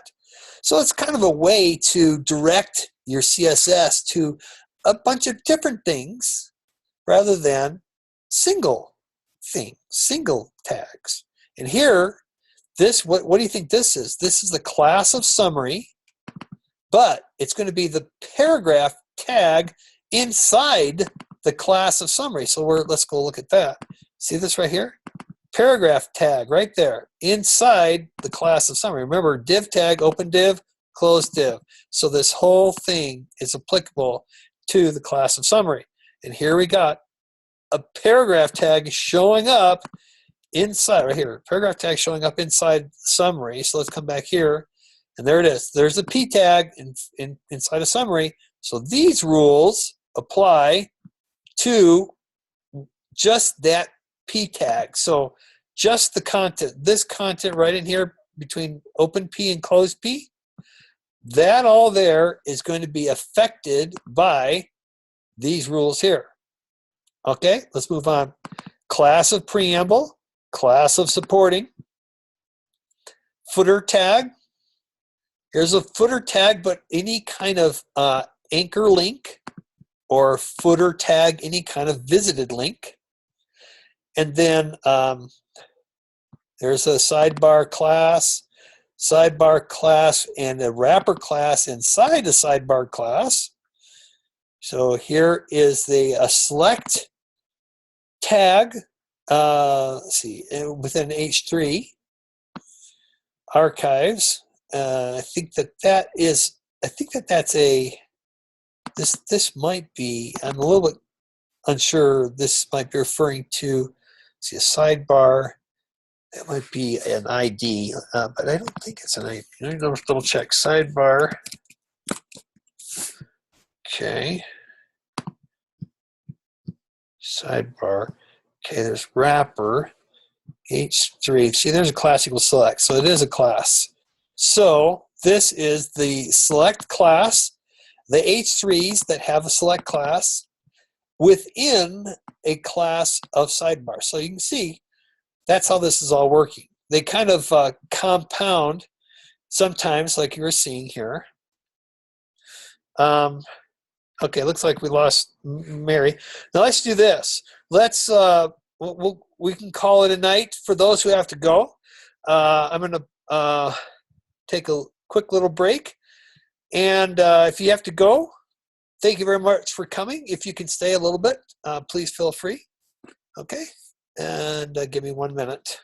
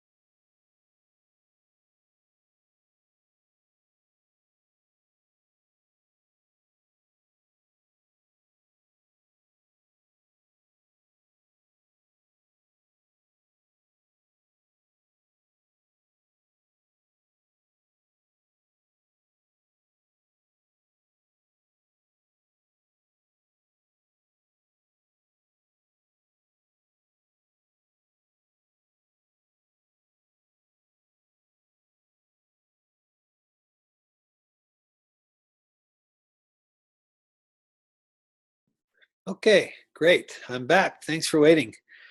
Let's see.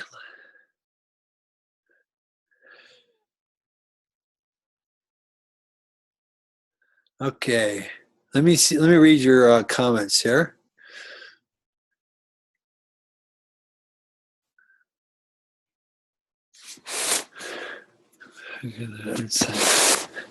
Okay.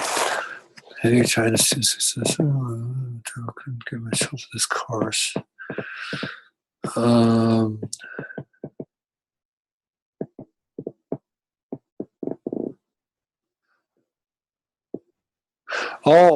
Scotty, did you deal with James Major? Maybe that. I think he I made. think that's his name. I just can't remember his name. Yeah, James is in our class actually. He's working on his own graphic arts degree. Yeah, I went in week 3 and I tried getting help from, I can't remember who she was, but she was like, had like so many people in there trying to get help with the same thing. And then James came in, and then we got transferred to his class because he set up a little classroom in there, and then he helped us out and stuff. And then I did my best on it, and I turned it in. But then you had sent me an email saying that there were some things I need to work on, and Okay. then we've been playing email tag since then to set up a time to meet to go over it. Yeah, perfect. Well, if you have a little bit of time, let's go ahead and let's work on this. Now, is it okay with you if I keep the recording going? I don't mind. Okay, great. So do you want to share your screen? I just stopped sharing mine. Okay. And we'll see.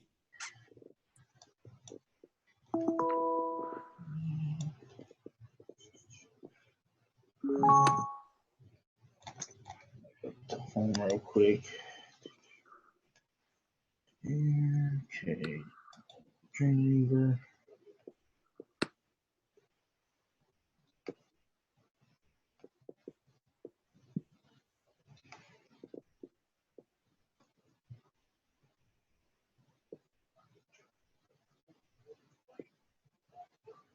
Oops.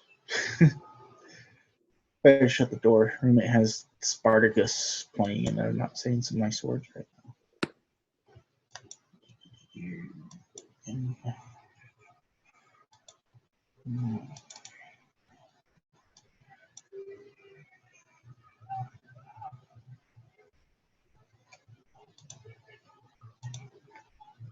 Hey, Ryan, what's the other class you're taking? DES 109? No. What is the other class you're in? I forget, Ryan. It's DES 243 layout. Okay. And do you know the name of the teacher offhand? I'm just curious. Joan Golding. Okay. Yeah, I got so fed up I actually had to write the AD. Yeah, that would be discouraging. Yeah. Apparently I wasn't the only one because after I wrote her the next day we got an email saying we could resubmit all our work for new grading. I resubmitted most of everything for the first 2 weeks, and nothing's changed. So Okay. All Oh, right. So this, my homepage, but for yeah. some reason, it's not showing the pictures. All right, we'll figure that out. Now, this is Scotty, right? Scotty? Yeah. Okay, good. Okay, so Scotty, there's something I want to teach you about how web pages work. Let's say I'm going to use an analogy here. And the analogy I'm going to use is for various folders. Let's say folders in a on your drive, on your disk drive, they'll be comparable to, let's say, levels of let's say a building. And so if each level of a building is comparable to like a folder, what we have to do is be very careful because the HTML file that we create, the content file, because the graphics that it works with are separate files, we have to be really, really careful that the path that we use to point to that graphic is relative to the location of the HTML file. So the reason why you have broken graphic links is because you've kind of lost the connection between the graphics and the corresponding HTML file. Another analogy would be like a mother duck and its little ducklings. If you move the mother duck over around and the ducklings, don't follow, the ducklings would be like the images, then you're going to have problems. So you kind of have to work together, knowing full well that that the HTML file and the images that you include are like really dependent upon each other, especially when you move things around. So right there in your line 9, you have image source. The first thing is border.jpg. Now, right there, because it's border.jpg, you kind of have to think of yourself as the HTML file. And let's say, think of yourself as like standing at the top of the building. And the HTML file is present there at the top building. Now, if you have graphics that are in subfolders, then you'll need to reference the exact name of the subfolder relative to the folder location of where the HTML file is. If those graphics are sitting in the same level, then you don't have to have subfolders. Now, on your line 9, you have border.jpg. Now, there's no subfolder ahead of that, and so the border.jpg file will have to be in the same folder where the HTML file is. But if you go along further on your line 9, you come to the next image tag, and there you have source equals .. / pictures / all that. And what you're basically doing is saying, oh, this file is actually go up a level, go up another level, go up another level from that, then come down from that and do a pictures folder, and then within that. And so basically, this has become confused because the HTML file is no longer being able to locate where that graphic is. So what we have to do is do a little bit of surgery here. Now, the surgery will be involved in being really clear where these graphics are, where your HTML file is. And so we tried to keep all my pictures and images that I used in the same folder. All right. Well, I see. I know that that's your goal, but you can see. Look at line. So line 9 doesn't have a folder for the border.jpg. There's no folder ahead of that. So that right there is assuming that it is right there. It might be right there, but it's not in a subfolder. And then the next image tag on line 9 definitely is in a .. / that's some other place. And then your next line down in line 9 actually, and right there, logo.jpg. Once again, that should be right, down one line from that. It says logo.jpg right there. See, that assumes it's going to be in the same folder again. But then jump down to line 15, and there you have another image tag, and then a home space template.png, and so that's kind of assuming that that's also in the same folder. So right now you really aren't putting your graphics in folders. You're actually referencing them as though they were on the same level or the same floor, and using our building analogy, as the HTML file itself. So let's see. Can you get rid of that?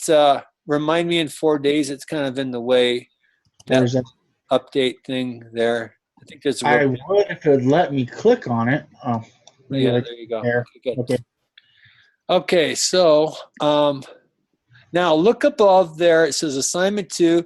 See up there, right there. See that? That gives you the full path of what? What's that giving you the full path of? Where I have the files located at. Okay, and now this is a specific file that's telling you where it is. What's the specific file that this is telling you where it is? That's on desktop in my graphic art school work folder. And it's in my design 241 web design for week 3 folder. Okay, so specifically, what is the file that it's talking about? Now, those are the folders that you just told me about, but what's the file that is giving you that full path to? So this right here that's showing right now. Okay, good. Now, what's the name of that file? Home. Very good. HTML. That's exactly right. That's right. So that particular file sits right there. And now, let's see. There is, I've talked about this before. Over there on the right, I'm just curious where it says CSS designers, click files up right over the right there. Okay, so this is your file system. We got the manage sites thing right there. So there you got DES week 3. Okay, open up that one there. Okay, and there's, so see the graphics? See, you've got graphics right in there. See that? There they all are, many of them.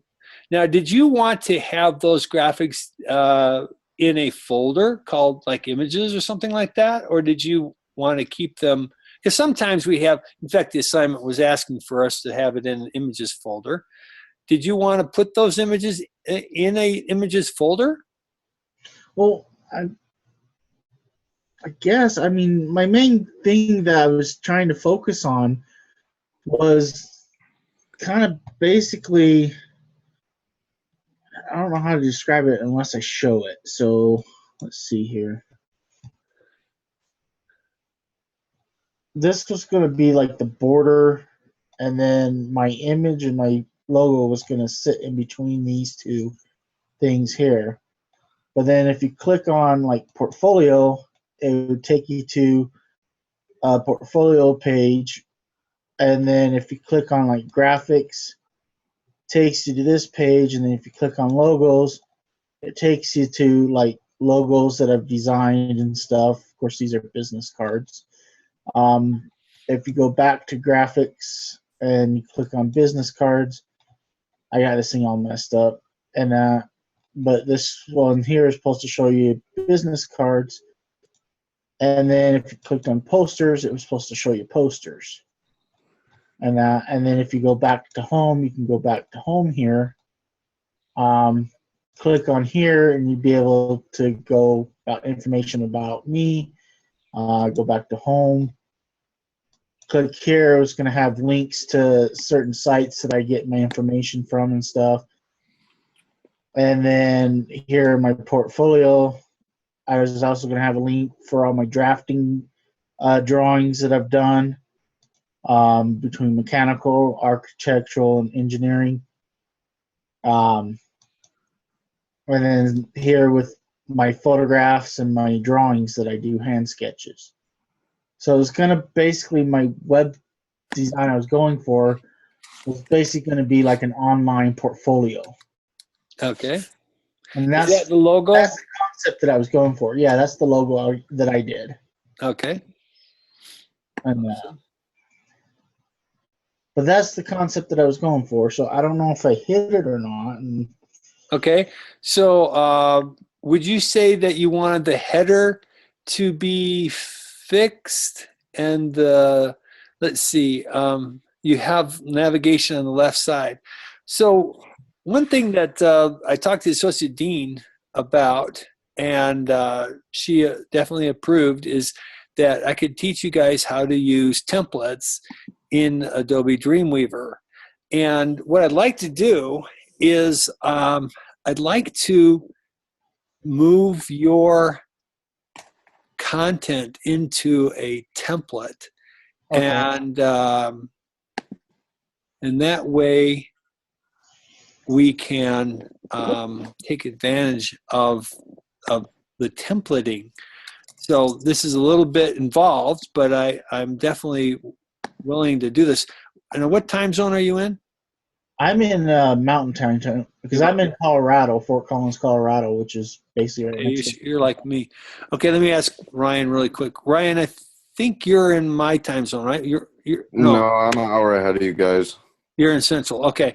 So, Scotty, let me do this. Let me stop for a second working with you.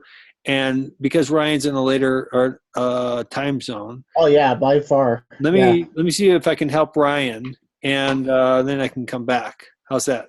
Yeah, go for it. I'll stop sharing so you can help Ryan here. All right.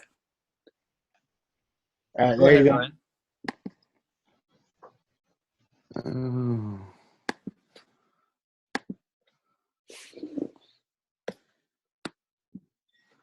Okay, you see it? Yep. Awesome. Kind of. None of it works, though. Okay. So I'm having problems with my links right in here. Sure. So I left it like this. I know it's supposed to be like .html, but I've tried like 5 different things going back and forth to the W3C Good job. site, and I can't seem to get the link to work. All right. Well, let me tell you this. You're very close. Now, the approach that you're taking here, right there on 47, is the thing that you're using there, the little hashtag home and hashtag portfolio. What those are called are local links, and they are assuming that you're not going to a different web page. They're actually assuming that you're going to the same web page, but a link within that web page. Home, portfolio, contact, and about. Now, so what I want to do is teach you the difference between the two. The one assumes that you just have one single web page and you have little places on that web page and you scroll up and down to. That's the one you're using. But you're wanting to hit a different web page because I can see up at across the top you have the about.html way up, the tabs way up. Yeah. So you've got separate web pages. So you actually want to do the anchor tags that hit the different web pages. So here's what we can do, and that is instead of pound home, just type in, take off the pound, and then just add .html. Like that. And you can do that for each of them. We're going to have to do this on each of the web pages. So we'll make it work first on this web page. I think we're looking at the portfolio. So go ahead and you can change that to the same thing, .html. Is this case sensitive when it's... Great question. Now, that's a trick. There's a tricky answer to it. In Windows, if your website's working on a Windows environment, it is not case sensitive. But if you're in a Linux, if your website is working on a Linux server, web server, it is case sensitive. Huh. Okay, so... Great question, by the way.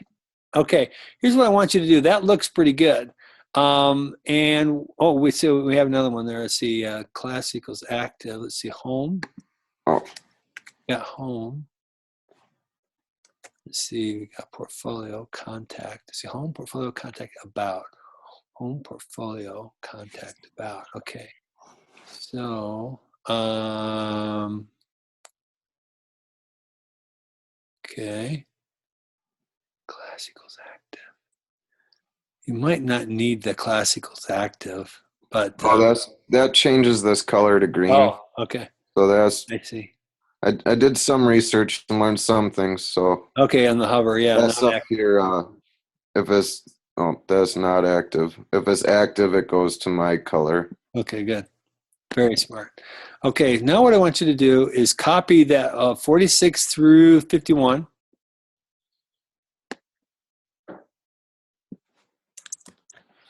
And now go to each of the web pages and replace it. And we'll change the active one here.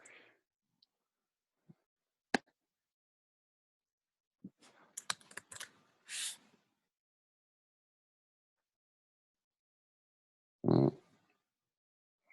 Well, let's come back to that. First of all, let's just copy and paste on each of them. And then we'll come back and switch out the classical to active to be, correctly corresponding.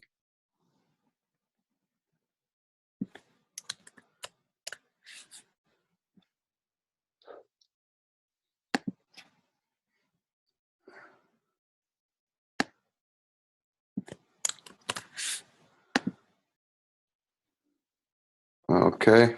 Okay, great.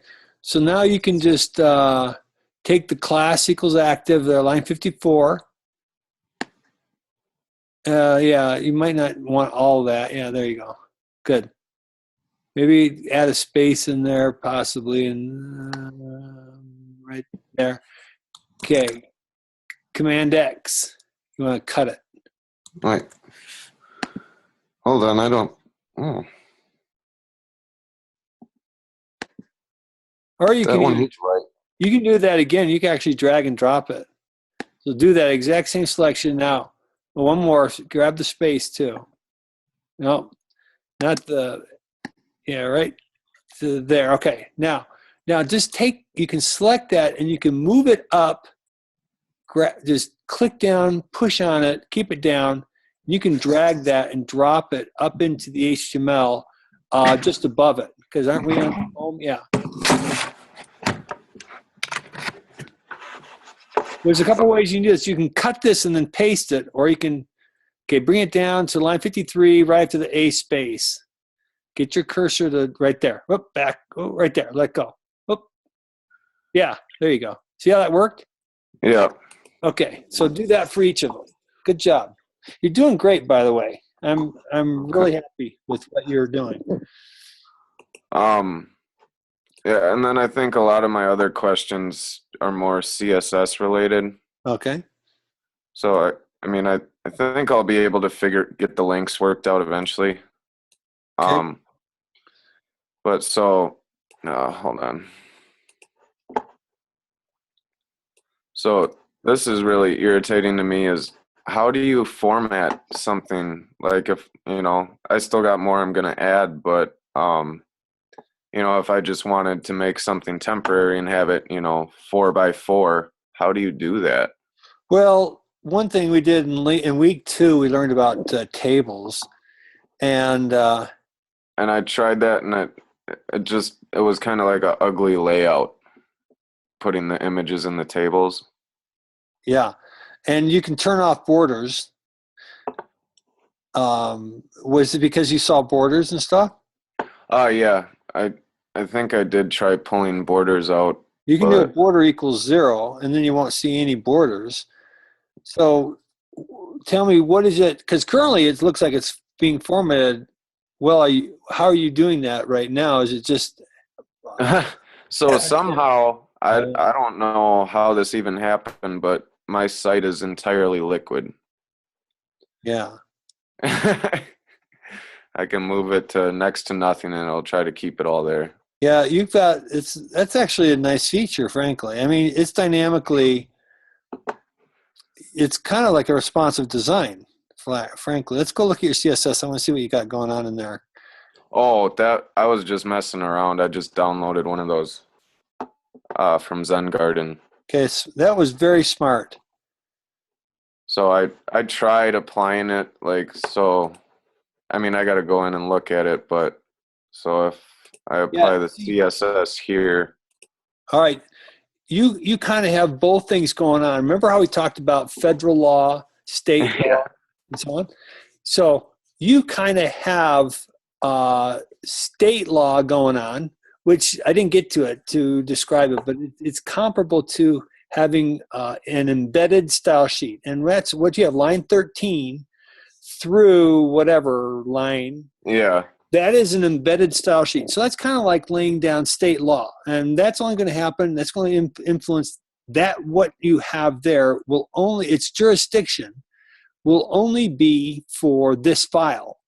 Now, the way and each file that you have that copy and pasted code in, it's going to be the jurisdiction of that code will be just for that one file because it's an embedded style sheet, which means you'll find the CSS intermixed right inside the style tags of the HTML file. Now, if you went to, let's see, the external style sheet, remember that was the very top thing that we had, that was kind of like the federal law. The comparable thing for that would be how CSS Zen Garden does it. And what they do, and we read through it the way we were reading through it. Remember how we hit that link link thing, and then we went out and grabbed the CSS? That's called an external style sheet, and that's how CSS Zen Garden does it. So I can show you how to do that. You can actually do both. In fact, you can do all the different layers. You can have an external style sheet sitting there in a link tag, and then you can have, in fact, an embedded style sheet, which will do some overriding potentially for that particular file. And then you can have some inline that even overrides it for the local particular tag. So right now, you've got your own CSS going in the embedded, which is okay.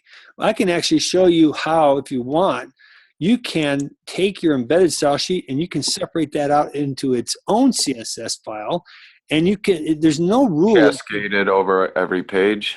And then you can include it in each page, yeah. And then, Okay. and there's no rule that says you can only have one CSS style. In the same way, the first one that you include will be the first one to lay down the law. But if you then link to another CSS file, let's say right underneath that, then anything in that second included file will then override what was declared in the first just because it came later. So the last man in wins. So if you want, I can show you how to copy all your CSS and then create a separate file and then link to that file. It's up to you. What would you like help with now? Shit. I'm curious how that automatically responded, because normally, what was the thing that you're grabbing? And I wonder what it was responding to, because Yeah, I keep putting it in the wrong spot. You saw it was changing the color up there. yeah, you haven't yet propagated that to each one. We quit after the first one. Yeah. See, you're on So, portfolio. So, um, by the way, you know that you have to save files, right? The asterisk up there on the tab. Yeah. See the asterisk up along the tab, right up there. Anything with the Yeah. asterisk means it's unsaved changes, right? Okay, yeah. Yeah, I go through and I save them as I Every go. once in a while. You can do a Command S, and it'll automatically do the save. And then I guess the last question I had was, so this navigation bar, you know, if I'm going to keep it liquid, the whole site, how do I center this? Okay, that's an alignment. And so, do you have a div tag? Let's see. Do you have a div tag for that navigation bar? No, I do not. It's just, as of right now, it's just a list. Okay. All right. There's a tag called nav. I think it's nav bar. Let me double check.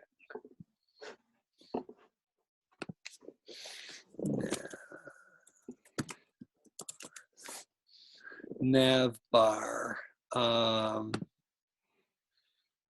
Navigation bars. So links.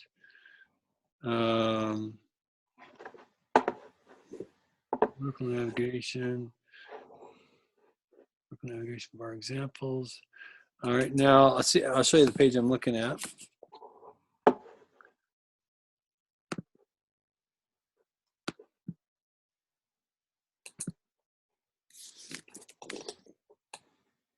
There's a link to the page I'm looking at.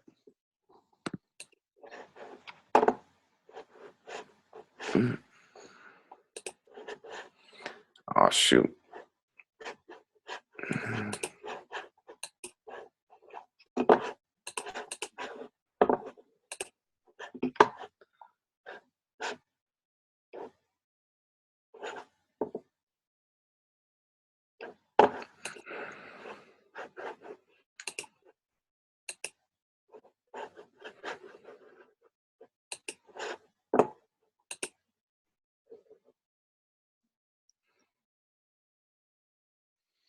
one of the examples, if you go scroll down to the one example that says horizontal navigation bar examples, and I can't find the chat screen. oh, that happens a lot. What you do is type in your search, type in navbar, all one word, NAVBAR, and then there's a link to the second link down with CSS navigation bar. I've already been there. All right. And so you scroll down, there's a horizontal navigation bar. And there's a one of the properties. Text align? Yeah, that's right. That was the one I was looking at. Except that only centers it in your box, though. The anchor tag within the box. Yeah. So you see how like home, news, contact, about is all centered? Yeah, I so you tried got that that one already. Okay. Hold on one sec.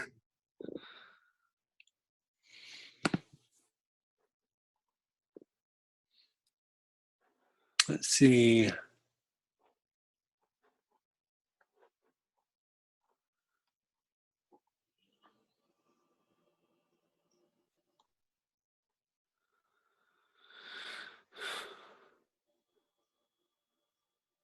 Let's see.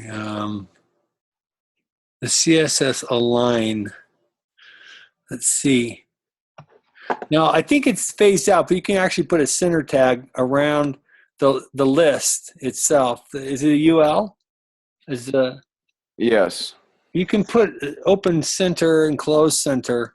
I think that they're phasing that out.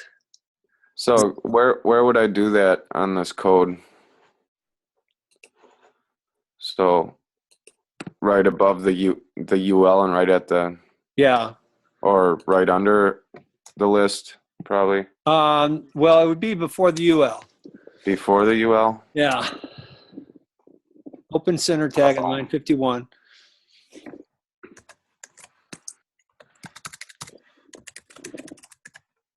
Yeah, and then close after 58. And let's see if this works. You haven't, try that.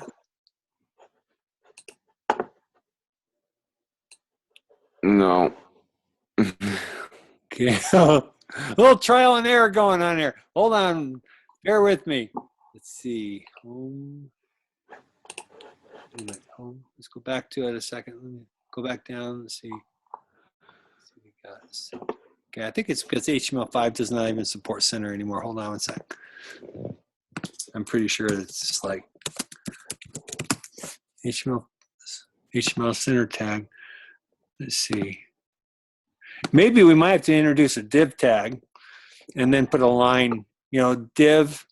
Let's try that while I'm looking it up. Do an open div tag. And that would be under style, correct?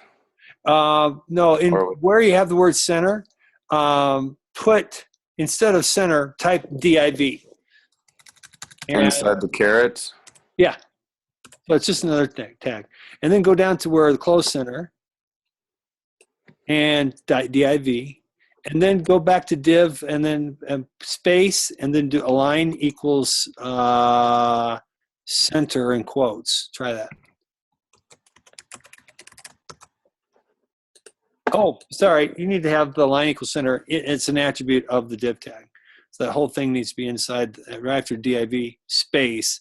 So that was supposed to be inside the div tag. So move that whole thing. Yeah, right. There you go. You got it. Right. And then put the bracket on the end right there. And then let's see if that helps. It hasn't worked yet. No. Okay, that's strike 2. Okay. Let's keep that div line equals center. Let me just make sure that's center because it could be a line equals middle. Hold on. Div align. So I think I looked that up, and I think there's only like left, right, and center. Well, there is an align equals center, and it does work.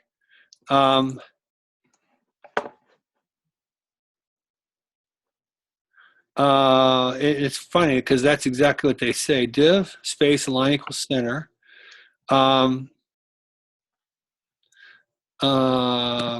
Sometimes the browser doesn't do. I mean, the Dreamweaver isn't doing what it should be doing.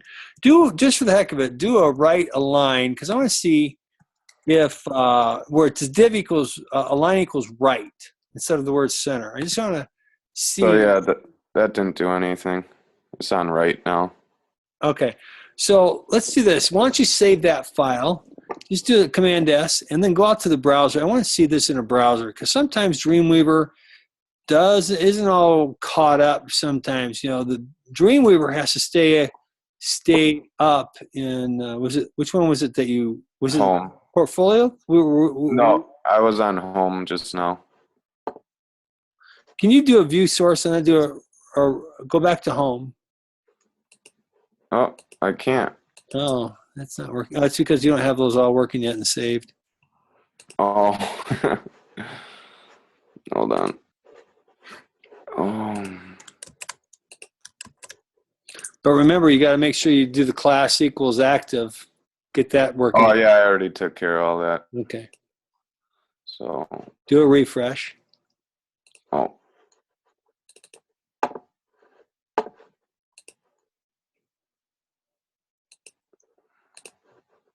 Oops.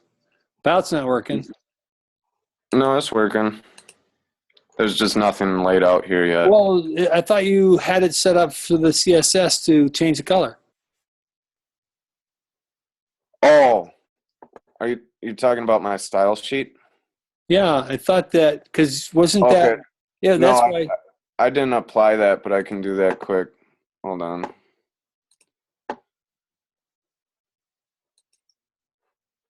No, wait a minute. Hold on one sec. Can you do me a favor? Can you go into the About page? Hey, no.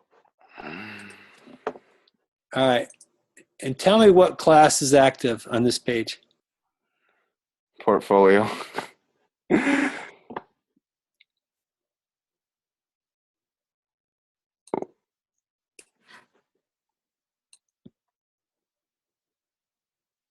That was the about page. All right. Yeah.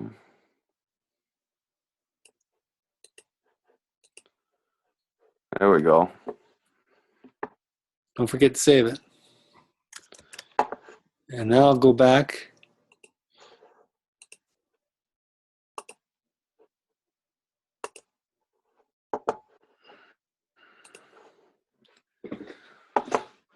All right. Like I really wanted a top navigation bar, but I'm thinking of just going down the left side or something if I If we can't figure it out. Yeah. All right, hold on. Let's figure it out. A little bit of trial and error doesn't hurt. Okay, so we did a line. Did we do a line equals right on something? Yes, we did. Hold on. My next thought is section, but Yeah, we have it aligned right on the home page and it didn't do anything. okay, give me 1 second. I think center aligned UL inside div. HTML align UL. Okay, here we go. I'm trying. See, I'm looking at Stack Overflow right now. The guy says, I'm trying to center UL inside a div, but I tried the text align equals center and left is 50%, but it's not working. That's exactly what you're doing. And so Yeah. the So guy I was says, on that site also, the Stack Overflow. yeah, you can set Yeah. a block level element by assigning a fixed width and margin right and left. Wow, this is amazing. Text align let's see, we want the UL. Okay, so you can center a block level element. This is a block level element. That's the problem. It's not an inline element. Okay, so you can center a block level. A block level means it's going to introduce it with the carriage returns, and it's going to be left justified because it's a block level element. Say, this guy is giving specifications for the various browsers.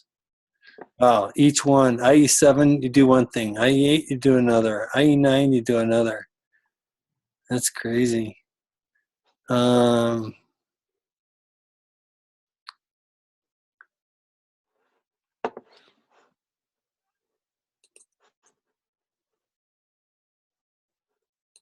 Hold on, I think I might have figured it out. Let's see. Oh, no. Okay.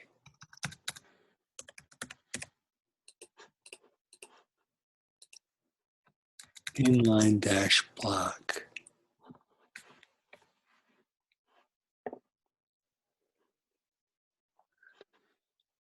Okay.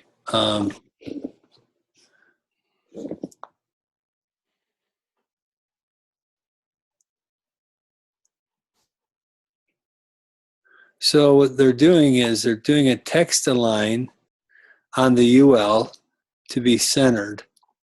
Let's see. Let's see. Width. He does a width on the UL. Margin is auto. 0 auto.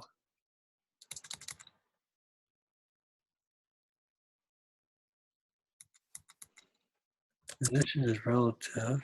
Position is absolute. Left 50%.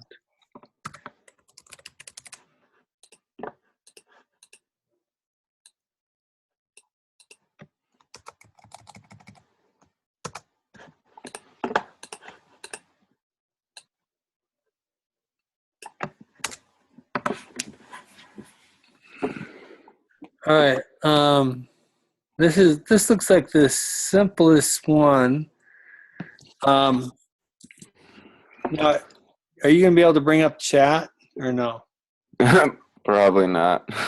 Hold Um, on. Let me see. Go up to the very top where it says, is there some options up there? Oh, yeah, try the new chat.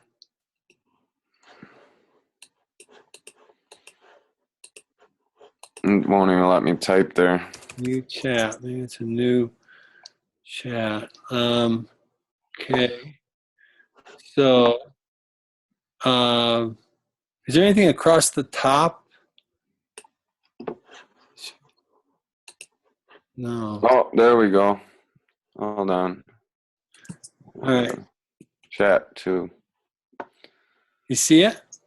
See what I typed in? Yeah. See if that helps. Add that to the CSS. Okay, so I already have all this for Okay. So unordered lists. just add so those. should I just Yeah. add them? Right. Yeah. You can get rid of line 24, as you know. Okay. So display. Okay. Put a semicolon on line 23 at the end. Oh. There we go. Okay. Wait. Line 21. Put a semicolon at the end. Can you see how it changed it from red to yellow to red? Did you see that? Yeah. It was missing it, and now you put it in, and it's happy. But look where it moved my nav bar.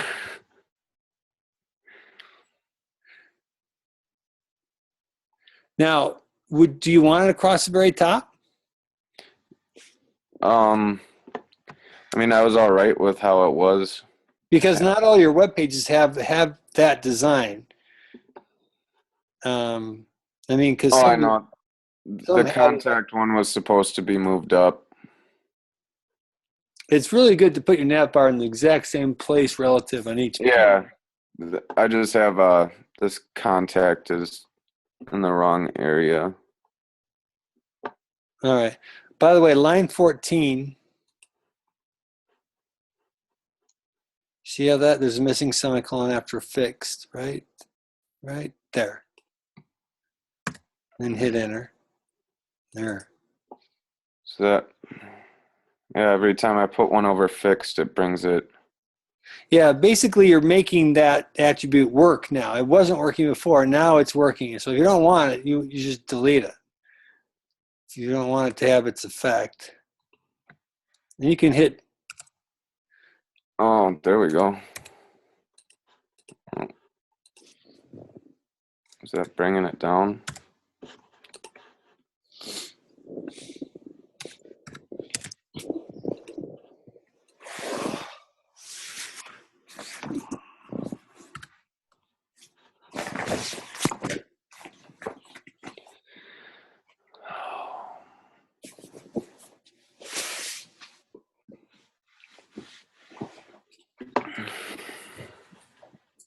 So,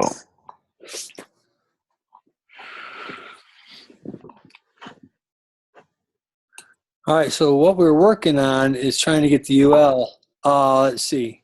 What was which file did we add the 2 UL instructions to? Excuse me. this one.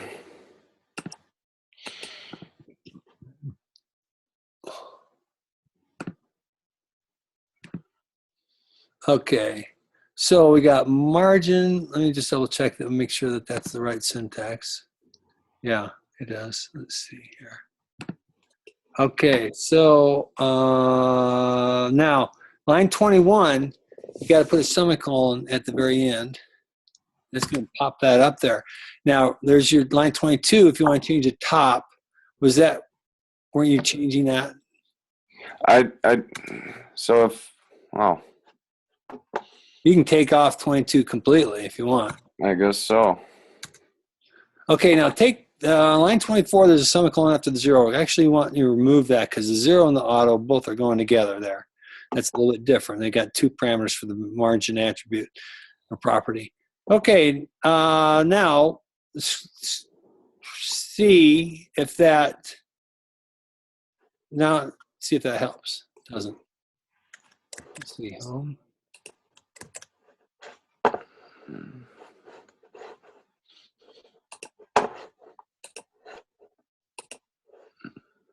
No.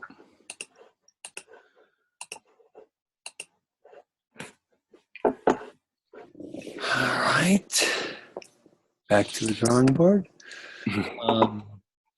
Just like says, we're going to use our values for right and left margins, but don't assign a width. If you don't need to supply down below, this is better suited. Display colon table.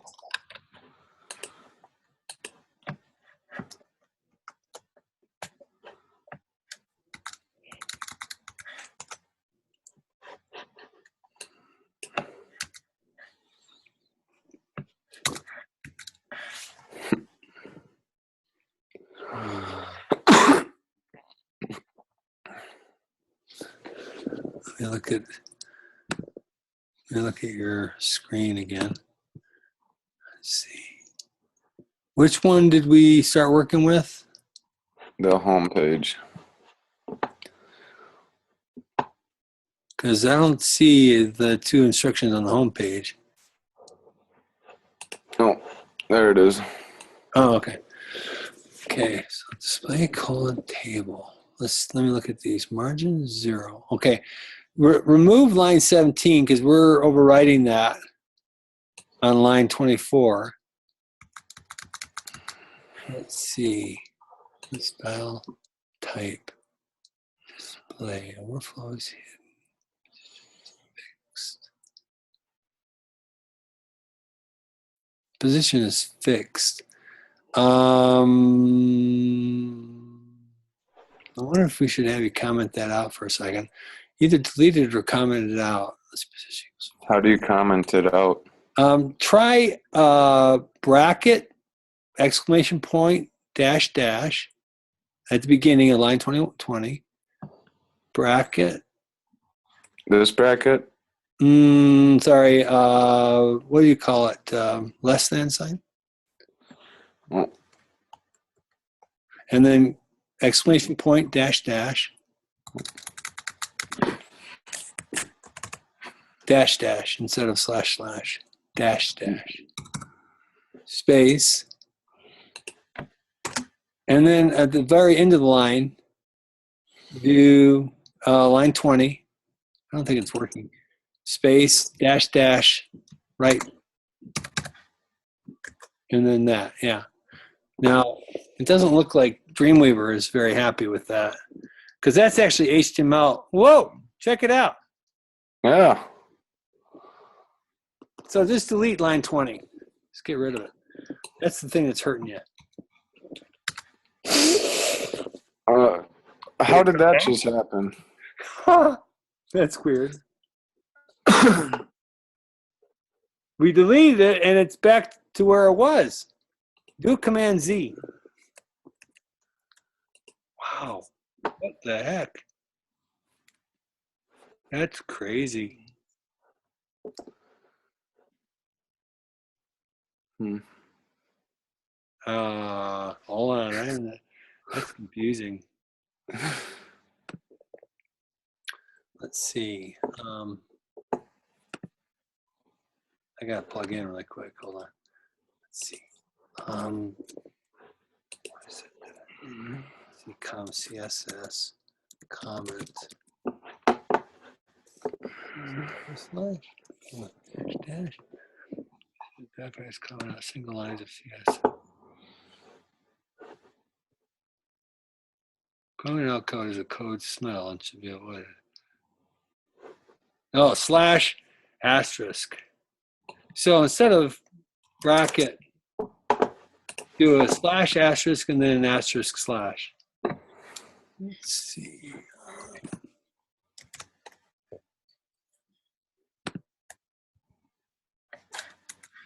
So do a forward slash and then an asterisk and delete, do an asterisk and then delete the other pound, all that. Dash, dash. Dash, dash. Oh, delete it? Yeah, don't need that. Okay, now go to the, you do need the, yeah. Well, yeah, you can put a space there. It's best. Okay, go over there and delete the dash, dash. Put an asterisk right there. Because it's asterisk slash. Okay, and then remove that. There you go. Isn't that weird? That is just acting really weird. We commented out, and look what it does. See, width is 100%. Display is table. Overflow hidden. Background color padding 0. Type. List style type. None. What would be the other tag for, or primer for overflow? Like if I didn't want it hidden. Let me double check that. Let's see. This overflow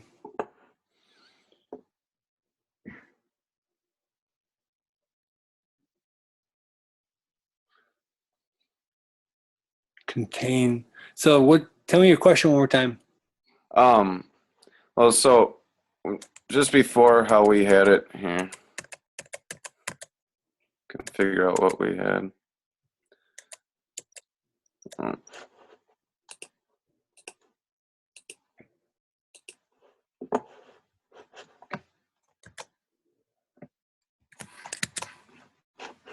So see, now it's centered, but is this overflow hidden, hiding the rest of the bar if I wanted the bar to still stretch? If I still Look at that. Isn't that amazing how that works now? Yeah. I got to plug in really fast here. Hold on. I'm running low on juice. On battery Power? There's power cord right there. Okay. Is it got this thing? It should be. Okay.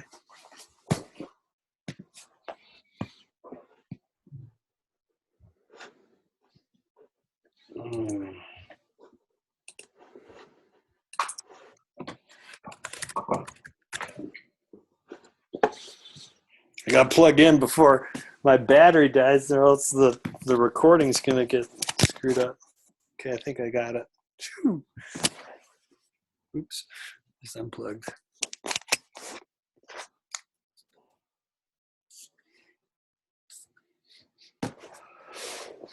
Um, What I don't get is, man, you comment those things out, and it starts to work.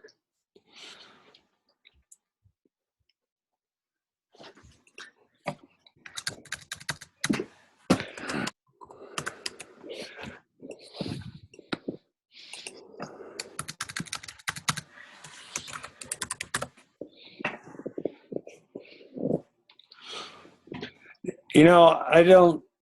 We could keep trying to figure out why it works. What you can do is just, copy and paste. yeah, Yeah, that's what I'm thinking I'm gonna do. kind of doing what you want it to do. So if it ain't broken, don't fix it. And it's broken and it works. So Yeah. Okay. I mean, it took me a while to get to here, but I think I'll be able to put something together by the end of this week. all right, perfect. If you want to do anything else, we can work on it Wednesday night. Okay. You're doing Sounds great, good. Ryan. All right. Nice, Thank you. nice job. Sorry about that, Scotty. It's all good. All right, guys, I'm gonna take off. I gotta right, get up Ryan. early. All right, man. Thank you for your help. Have a You good bet. night. Take Bye. care. All right, so you can share your screen now. Okay.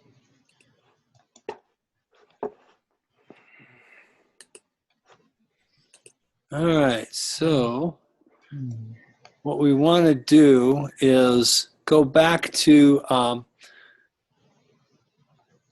your one thing. One thing I want to teach you how to do is go into did you see how he went out to the Finder? See, you've got Windows, right? Yeah, I have a PC Windows. Okay. So you can go into the internet, just the Explorer, Windows Explorer, and browse to the folder where your, I'm going to teach you something. Browse to the folder, yeah, where your home page is. And you can double click on your home page. And now, see the broken images? What I want you to do is do a right click on the image itself, and then inspect element right there. Okay, so what this is doing is it's saying, okay, you say something's broken here, but you're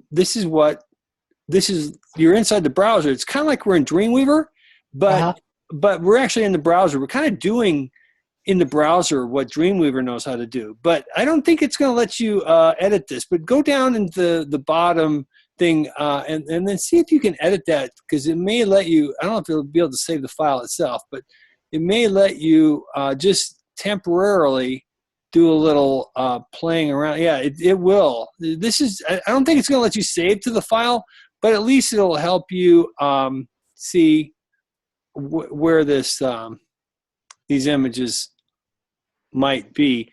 That particular graphic there is located in your pictures folder. We may need to go grab a copy of it and move it to this little folder. Here is, let's see, design border. It's the logo one, ain't it? This is my logo is right there on the next line down. Okay, this one here. Oh, I think I know where that one is. It's in your pictures folder for sure. Yeah. See the pictures over the left? Oh, Yeah, I think this was the picture I was going to use, but then I ended up using it for something else. that's a border 2 JPEG. Yeah. So why don't you, over the far left, go down to where it says pictures. Down, yep, and then where's the subfolder I that believe this one's in? I believe it's this one. I believe it's this picture right here. Yep, it's that picture. So I actually need to bring. 1 second.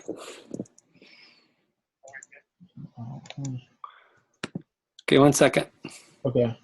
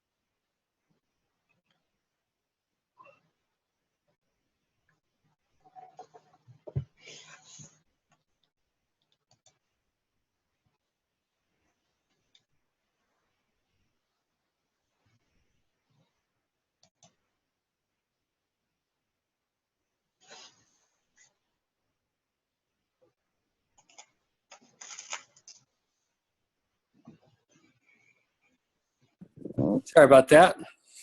That's okay. Okay, so did you happen to go find the image? Yeah, it's right here in this file here. It's this one right here. Okay, so here's what you got to do.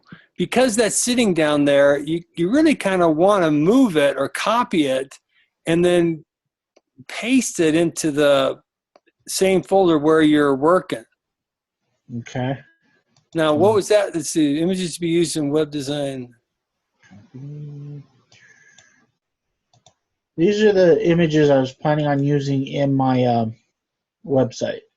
All right, now one thing you could do is instead of calling it the folder images to be used in web design, you could just call it, rename that folder images, Okay.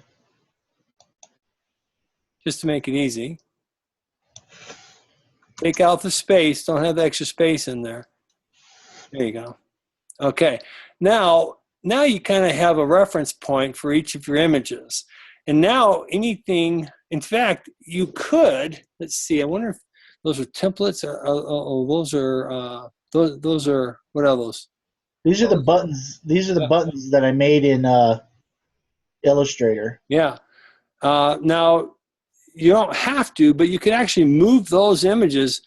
You know, we can leave them there, or we can move them in the images folder. We could create another folder. We can just, you know, it doesn't really matter. Those things, because they're currently working, I think, pretty well.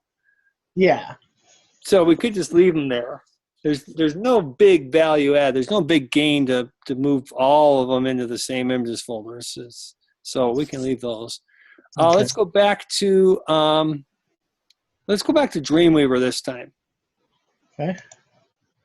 Now, line 9. Given what we just did, what might you want to do to change what's happening on line 9? I would go back over into here. Probably what I'd do is get rid of this here. Okay, be careful, because you can do a little bit more surgery, because the file name itself, I think you kept the same file name. Now, what I want you to understand is look at that path, and now part of that path is no longer necessary, but part of it still is. What part of that is not necessary? That part. Okay, now what about this pictures? Now you got to keep in mind, you got to think that like you're the HTML page, and right now you're standing on the top level, and what this is saying is there is a pictures subfolder underneath the exact place where you're standing, where home.html is standing. So go out to your Windows Explorer again.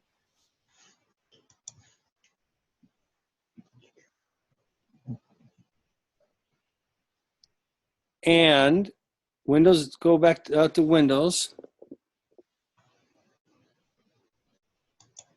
Now, yeah, you're in the Internet Explorer. I actually mean Windows Explorer. So, you know, where you're browsing the files and so on. No, this is Internet Explorer. Lower left, see where the yellow folder is down the bottom? Here. Yeah, that's called Windows Explorer. When you're looking at the files on your drive, that's called the Windows Explorer. When you're surfing the internet, that's called Internet Explorer. Oh, okay. I did not know that. Yeah. So now, okay, where's the home page? Just click on the home. Don't double click. Just single click. Okay, right there. Yeah. Now pretend you're standing there, and you're looking around at all the files at your same level. Now, according to your instructions says, okay, stand right where you are, but now open up the pictures subfolder. Where is it? And don't know. It's not there. So where's the graphic located? Go find me the graphic. Okay, exactly. What's the name of that folder you're going into? What's it called?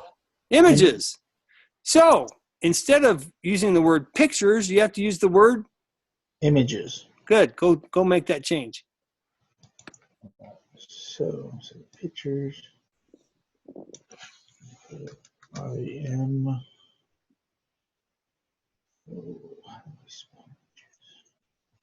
AGES. Okay, now see that what's coming up right next, right there? See what's next? What comes after images right in your thing? What's that say there? Right there. The date and the number of the photo. Okay, let me ask you this. If you go into the images folder, are you going to find a subfolder that is that date? Go in there. No, I'm just going to find, well, it says, exactly. You're not going to find that subfolder date. So what do you got to do to that path? we'll get rid of that date. Scotty, that's exactly right. And we'll get rid of those two lines because don't need that in there. Talk for a few minutes. Let's see. Space. There. Yeah, do images / / and then remove the space. Okay, now save that. Command S. And that'd be the Central S, right? Yeah, let's see. Control S. There you go. It's happy. Why is it happy? Because it found the correct link. That's right. Okay, here's what I want you to do. I want you to go through and fix all your links now that you have an understanding of how this works. You got to pretend like you're the HTML file, and you have to look around, and all the paths to the images have to be just like you just did that. Okay. Can you do that? Yeah. Awesome. Do that, and I got to go right now. So Okay. do that, and then let's reconnect. Just send me an email tomorrow or something like that. I don't know about tomorrow night, but I might be able to do it before I have to go, like sometime between 5 p.m. and 7 p.m. So just send me an email. Let's see where we can go from there. All right. Yeah, because I have Tuesdays and Wednesdays off, so Oh, great. not right now anyway until everything changes. Okay. All right. Cool. Thanks, Mr. Browning. You're very welcome, Scotty. Take care. You too. All right, we'll see you.